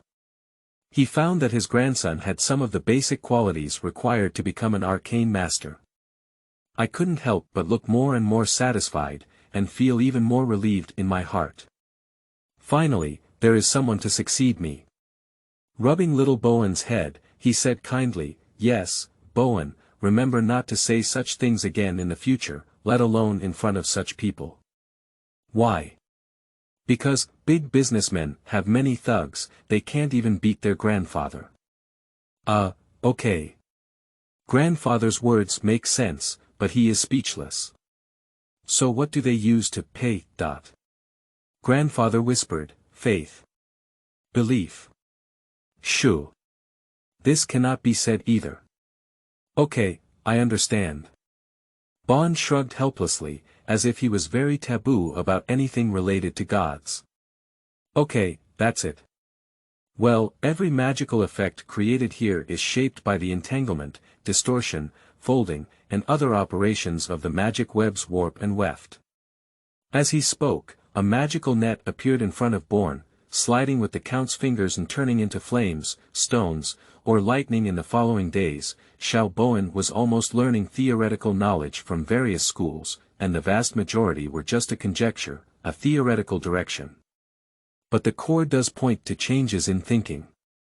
Although he didn't learn any magic spells or spells, Boone could feel a strange change in his own magic, and his perception of magic became more sensitive, like a rusty old car, lubricated and smoother. In the world of DD, in addition to warriors such as knights or warriors, some may also practice spells that can be released, but they are generally only at the level of 3 or 4 rings, up to 5 rings at most. Typical representative. Paladin. Commonly known as a milk horse. Mages and sorcerers are called spellcasters, but the vast majority of spellcasters have learned magic for a lifetime, yet they always revolve within a fixed circle, with textbook-style spells and precise magic to the point of quantity. What the Count mentioned most these days is that he should become the master of magic, rather than becoming a slave to magic instead. Simply put, it is important to understand the essence of magic, rather than simply following the techniques of our predecessors. There are too many magic replicators in this world, and even Giles College has many such people who blindly accumulate the quantity and destructive power of magic, without understanding the principles of magic. Even the composition of magic missiles is only half understood. And this type of caster, who only knows how to replicate but not innovate, occupies the vast majority of the world of Torrell. Archmage is the person who creates and improves magic. The Count looked at Bourne and said, you must always remember the core of the sorcerer. The path of others has an end, and only the path you walk out of is your own, with an infinite future. The sorcerer is exploring the truth of the world, even if you understand it wrong, it is your own, and the truth is not static. Born didn't speak, he listened attentively. Even if he had memories from his past life, it was just some civilized thinking from another world, which may be helpful in the future. However, as a beginner now, it is even more important to follow the guidance and study seriously. Born didn't know how precious a high-level arcane master's time was. The Count spent 17 or 18 days dedicated to explaining the most basic theories to Born, which shows his importance to Born. If other students in the academy knew about it, they would probably go crazy. After all, there are early memories, and although Bowen is a bit puzzled, he also understands the importance of it. If placed in the world of immortality and chivalry, this should be what is called building a foundation. Through 10 days of intensive assault, Born gradually digested the memories in his mind and was even more amazed by the magical enlightenment of the Ioram family. It's like an alternative cheat. This kind of knowledge infusion is similar to the inheritance memory of the dragon race, allowing him to skip the initial literacy stage and understand more than a dozen common languages and scripts in the Fern continent. Born said that this is indeed very magical, and the means of possessing such family secrets are obviously not exclusive to the Ilm family either. Tomorrow morning, the Count will return to the royal city of 7 Ton. Of course, Born will definitely follow along. If Born continues to stay in this countryside, it will be a waste of time. As for Born's opinion, completely ignoring Viscount Gordon couldn't count on it anymore. The Count's face flickered, and Gordon hesitated for a moment. The eldest brother had already been taken care of, and the Count had already trained Born as the next heir. This small rural area cannot cultivate spellcasters, let alone arcanes who not only require a large amount of gold coins to accumulate, but also an academic atmosphere, collision of thinking, and professional guidance are essential. Viscount Gordon did not follow the Count into the city, and it was reassuring to have the Cavalier with the Count. According to tradition, Cecilia, the daughter of the Grand Knight, should go with Bon. But Sisley is too young to hold a loyalty ceremony, and carrying a toddler who has just learned how to walk can actually affect Boone. Upon hearing this decision, Born breathed a slight sigh of relief in his heart. That night, Born instructed the maid to tidy up his things in advance, knowing that he would start tomorrow to go to the most exciting place in the world for thousands of years to come. Netherio's royal city. 7 Ton. Although Netherio is only a small country now, and even the title of Archmage is only circulated in the upper echelons of surrounding countries, it will take off as a floating city and an empire, and that will be the center of the world. At night, Boone did nothing and had the guard set fire to the castle, walking inside and outside. Halfway through, Viscount Gordon also followed and chatted as they walked, while also mentioning the matter of Born's mother. Gordon has always loved her deeply, and for this reason, he even had a falling out with his grandfather and went to the countryside. The entire story can be made into an emotional blockbuster. Boyne's mother has been dead for several years, and Gordon hasn't been looking for a stepmother for Boyne. There are too many memories in this place, and each headstone in the castle has different memories. The two of them talked and laughed like this, completely unlike father and son. In the eyes of the guards, the two seemed to be friends who talked about everything. When the first ray of dawn appears, the night recedes, and the countryside fields once again bustle with sounds. It is another busy day for most civilians. At the entrance of the castle, several carriages were ready to depart, and the servants had already loaded all the necessary supplies onto the carriages. The carriage was obviously quite luxurious, unlike the ordinary carriage the Earl had taken when he first arrived.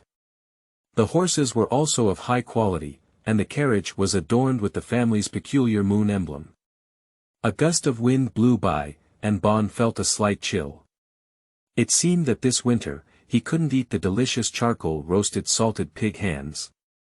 New books require everyone's support to have motivation. We are looking for recommendation tickets, collections, and everyone's support. End of this chapter. Chapter 9. Goblins. You are listening at novelfull.audio. Chapter 9 Goblins. It was precisely during the crisp autumn weather when little Bowen sat on the carriage, gazing out the window. The Count sat beside him, closing his eyes and meditating. Although there are some memories from previous lives, the memories have not fully awakened, and it is inevitable that Born, who left the castle for the first time, feels a bit uneasy. Seeing that the Count remained unmoved, Bowen slowly calmed down and silently activated the flow of his energy. The lingering charm of the autumn tiger still lingers. As noon approaches, the temperature gradually rises, and the distant fields gradually turn yellow. The gentle breeze brushes against the wheat fields, like the waves of the sea. The convoy heads west and passes directly through the Novosev forest to reach the Kingdom Road. Turning north along the main road and passing through the Leisure Plain will lead to the royal city of Seventon. At the end of the line of sight, the shadow of the castle was slowly obscured by the dense forest, and only the flag at the top of the tower was faintly seen fluttering. Knights were guarding on both sides of the convoy, and the grandfather of a high-level arcane was nearby. Born had no need to worry about safety. Actually, it's not far from the castle in the countryside to Seventon, and the convoy only takes 2 or 3 days to arrive. At that time, the Count used magic to accelerate and it took half a day to arrive. Now that there are too many people, it is obvious that we need to follow the normal driving schedule. Seeing Born slowly entering a state of mind, the Count also nodded secretly and began to explain some things that should be noted when arriving at Seventon. Now that Arcane has just begun to rise, Naziriel is still a small country, and the Arcane Empire is only limited to the novels of previous lives, and it is still the kind of background board. Born only knows that Naziriel will become a super empire, and for thousands of years, the entire continent of Fern will be shrouded in the shadow of Naziriel's floating city. But the detailed information is very vague. Yes, blurred. It seems that a strange power is affecting his memory, and as Born mastered the magic, he gradually gained an understanding of this magical power. Gaia. The will of the world. Bowen can't help but secretly roast that he is also a passer.by. It's okay if there is no system or plug.in. Even the memory of foreknowledge will be blocked, which is a joke. Fortunately, Bowen had a premonition that as his strength increased, the impact of the world on his memory would gradually decrease, and eventually even disappear completely. The main problem at present is to quickly improve one's strength and delay the benefits of time travel. Born's innate spiritual power is relatively high, which greatly improves the efficiency of Born's meditation. However, his family knows their own affairs, and after possessing magic, he has completely given up. There is no system, and even the golden finger, spiritual power, has timeliness. After time travel, the disguised genius cannot hide for long. The older the caster is, the stronger their spiritual power will be. Over time, Boon's advantage will gradually be erased, not to mention some unique family secrets, magic secrets, and so on. In this world where half-bodies are like dogs and witches walking everywhere, there are all kinds of situations. Fortunately, we are currently in the early stage of the Nether Empire. As long as we seize this time point, we can climb up to the middle level, or even become a high-ranking official like an earl. In the future, we can enjoy the dividends of Nether's development. It should be noted that even if the Nether Empire eventually disappears, any magic or items passed down from Nether will cause a violent shock. What he needs now is just to utilize the benefits brought by his mental power.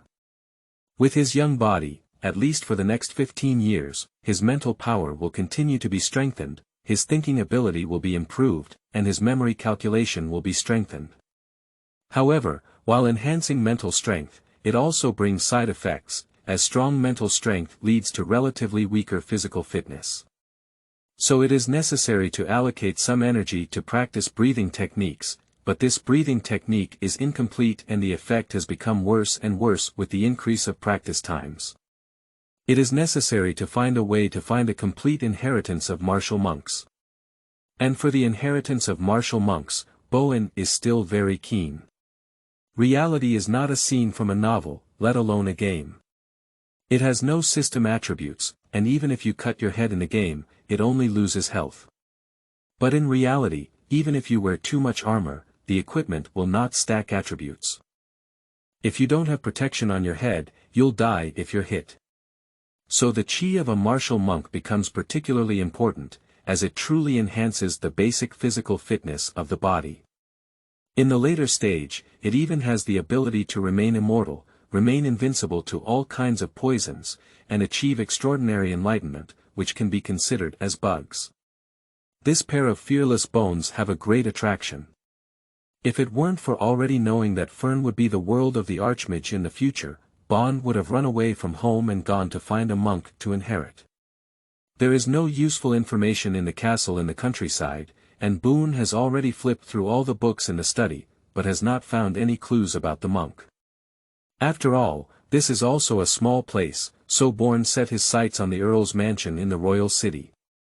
Even if the Earl doesn't have it, there should still be other places in the royal city.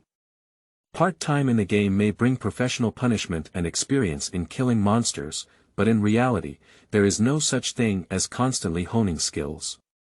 There are also many mages who work as warriors, and even those who meet the requirements will learn one or two skills from other professions. Advanced professionals are a watershed, and if beginners and mid-level professionals still fall within the normal range of human beings, then advanced professionals are completely non-human. After being promoted to a higher level, there will be significant changes in various physical attributes and talents. This also leads to many war professionals breaking through their casting boundaries and awakening their mage talents when promoted to higher levels. Afterwards, he directly converted to magic, so it is often heard that on the battlefield, an old mage used up all his spell slots, but his opponent did not die. Instead, he used a staff to kill his opponent.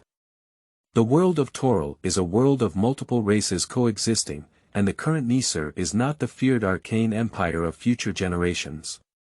Bourne first saw a humanoid subspecies, a goblin hanging not far from the convoy wearing tattered leather clothes and orange skin. The goblin has a broad face, a flat nose, pointed ears, a large mouth, and sharp fangs. Their foreheads lean back, and their dull eyes range from red to yellow. They walk upright on both feet, with their arms hanging down to the knees. Bourne knows that goblins within the same tribe usually have the same skin color. And goblins usually live together in tribal form, with their commanders usually being the largest, most powerful, and even the smartest members, usually led by big goblins or bear goblins. "It seems that they treat us as prey," said the count beside them. "They should be targeting those who are not very protective of themselves.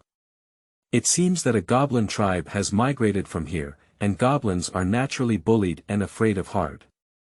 Without a commander or a leader of a large goblin, they hardly dare to attack a defensive convoy." After arriving in 7-Ton, Bon will also learn about these books, but there is nothing better than on-site teaching. As the Count slowly spoke, Bourne also gained a comprehensive understanding of the goblins. Goblins rely on robbery and theft for a living. They often sneak into their nests, villages, and even cities in the darkness, taking everything they want. They also ambush unfortunate travelers on the roadside, robbing them of all their belongings, sometimes even their clothes. Sometimes goblins will also capture other creatures and let them work as coolies in the tribe. Even in times of food shortage, they will eat them directly. Goblins live in any place they can, from damp caves to dark ruins. There is almost no concept of privacy rights, and many goblins gather together, eating and sleeping in the same area. Their nests have extremely poor hygiene, usually emitting a foul odor. Goblins often set up their own areas near civilized areas to plunder food, livestock, tools, weapons, and supplies. After a goblin tribe empties an area, they quickly pack up and leave, then move on to another civilized area nearby.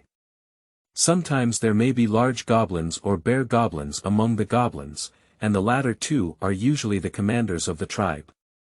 Some goblins may even form alliances with a wolf and ride them to battle. As a chaotic race of goblins, they have many titles in the magical world. Evil ghosts, monsters, big-eared monsters, and goblins. The actual combat effectiveness of characters who play soy sauce and provide experience in games or various novels is not low. A message suddenly flashed through Boone's mind. Establish Unity Town as an operational base to resist goblins. Since the Elf Crown War, there have been few major disasters in the continent of Ferenc, and there have been almost no major events involving deities. Anything that can be recorded on the timeline is already considered a significant event. Bon breathed a sigh of relief as the goblins in front of him began to scream, and hundreds of goblins appeared around him.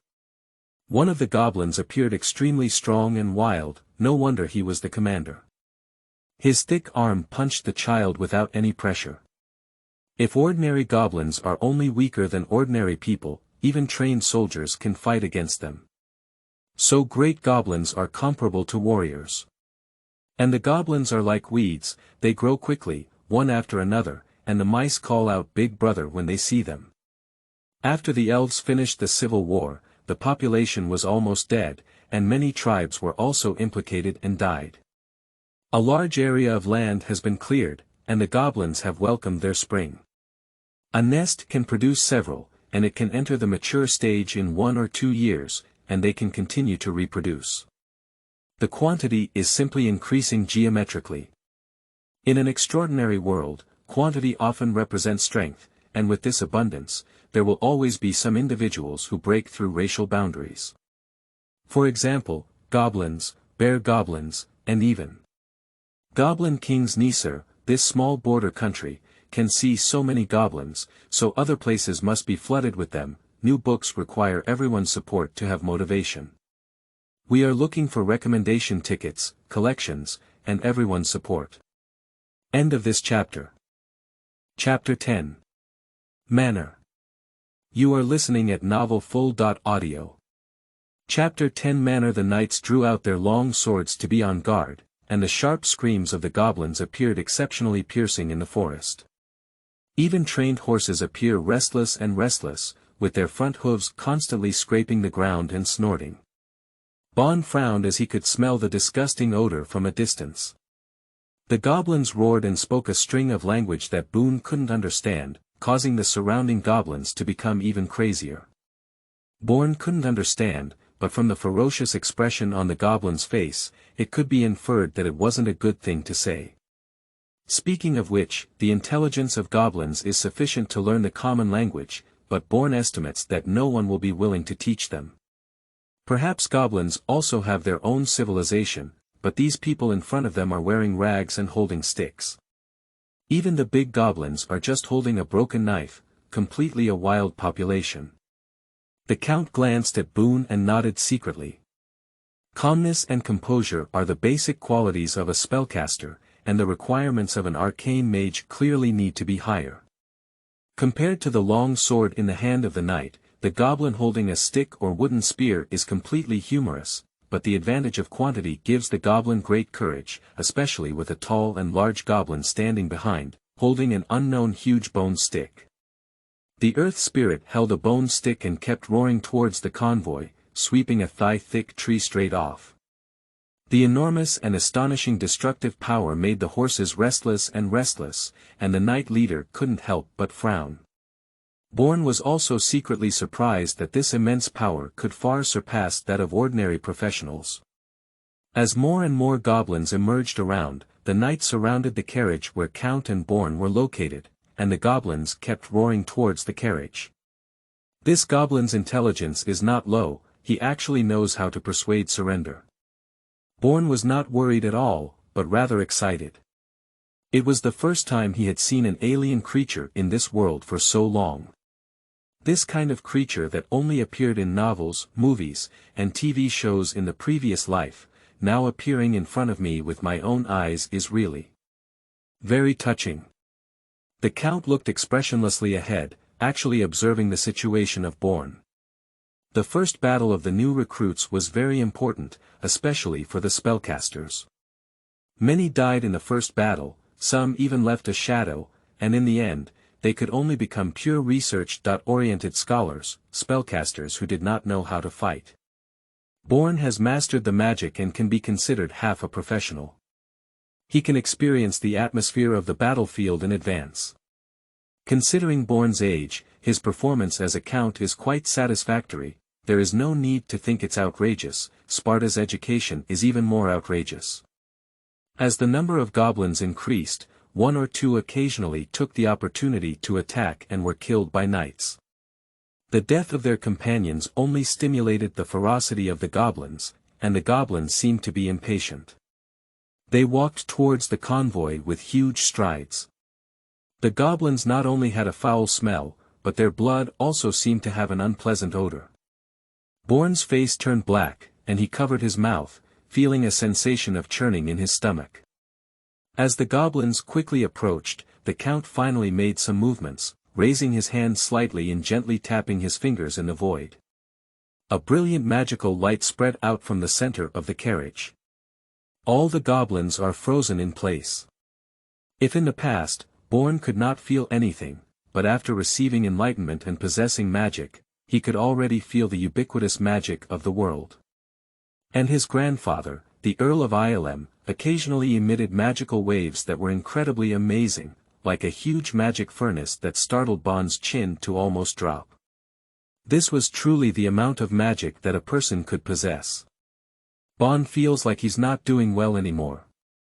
Is this the difference between the magical gram force and the magical ton force? If Bowen's current magical power is just a lighter, then Count Ioram is a rocket launcher.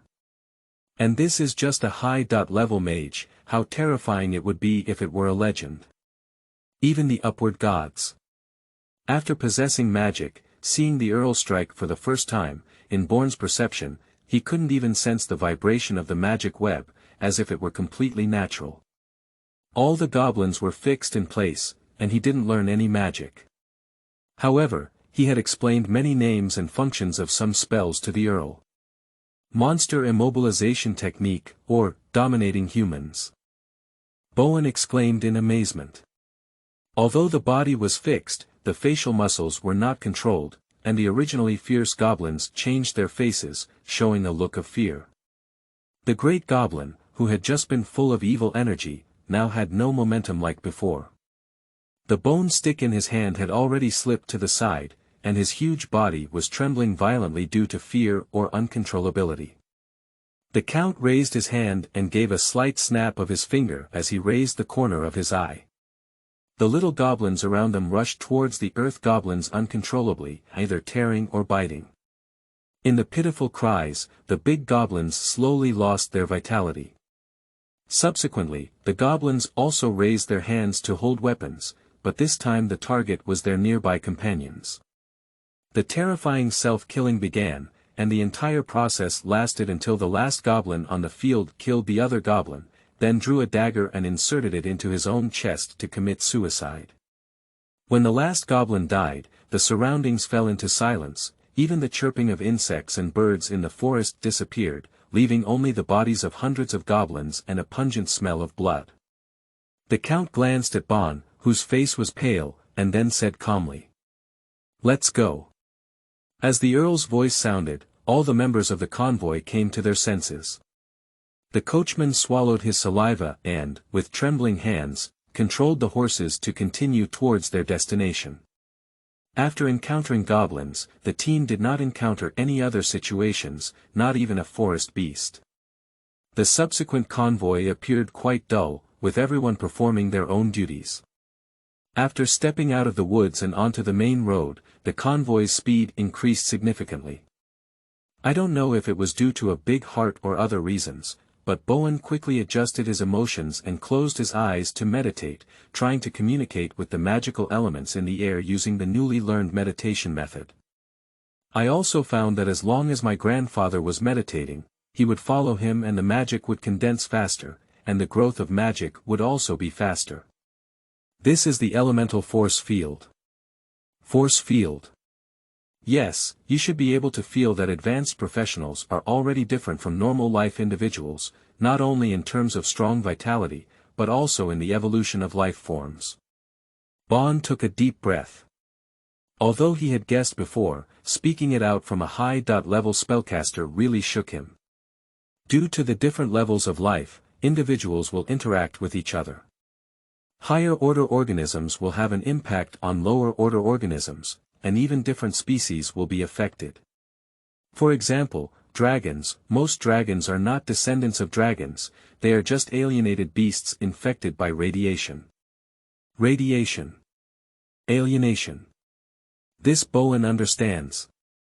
Since its inception, dragons have had the highest level of life, and as long as there is enough food, they can directly enter legends. Elves, dwarves, and even other intelligent races need to constantly hone their skills and elevate their levels to elevate their life level. With his grandfather's explanation, Boone gradually understood the significance of rank for professionals. Every caster's time is very precious, especially in front of a high-level arcane master who has lived for over 100 years. He teaches by example along the way, and even the prince does not receive such treatment. Villages or magnificent castles slowly appeared on both sides of the road, and many traveling merchants or travelers heading to the royal city appeared next to the convoy. When seeing 7 Ton from afar, Bourne's heart was filled with excitement. Don't underestimate Niser's only over 400 years of history now. In the next few thousand years, this will be the center of this world. More than 400 years ago, it was a small fish village, but now it is a magnificent royal city. 7 Ton, located on the Peninsula Mountain, is now a giant metropolis with a population of over 1 million.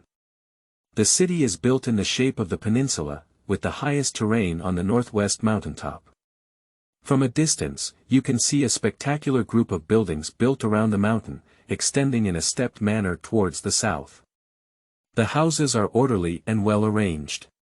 You can see that there is a section of city wall guarding every distance, and from a distance, you can clearly see the entire city expanding outward over time. The buildings closer to the summit of the peninsula become more magnificent, with a huge white tower next to a palace-like building. That is the Mage's Tower of Dean Giles, Bon Cauchinio, and also the only Mage's Tower of the Kingdom of Netherio. Grandfather pointed in the front direction and said to Boone next to him. Bowen nodded to express his understanding, as he could feel the burning flames in his grandfather's heart. Generally, mage towers can be built by high-level mages, but only true legendary spellcasters will have their mage towers recognized, and mage towers can truly have complete functions. Outside the city is a vast and boundless plain of standing stones, with yellowed wheat fields and a scene of the sea and sky connecting behind the city, creating a stunning masterpiece. And it wasn't until Bourne arrived at the 7 Ton gate that he realized how big it was.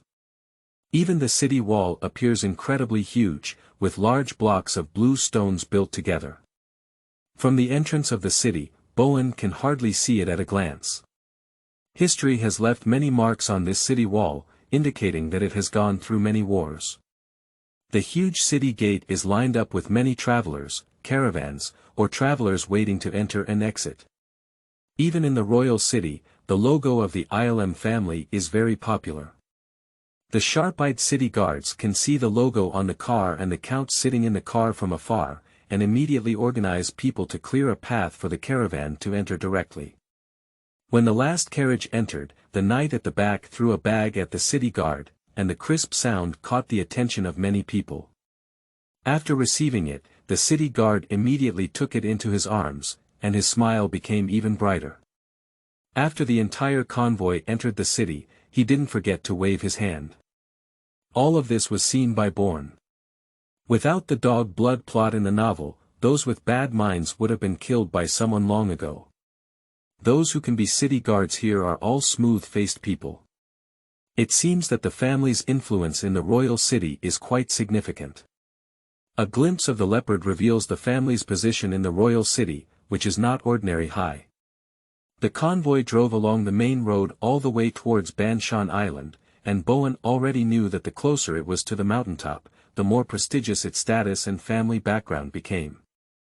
On the roadside, many merchants walked out of the storefront, took off their hats and bowed their heads. Bourne saw the emblem of the ILM family on the sign behind them. It seems that the family not only has a high status, but also has a lot of money.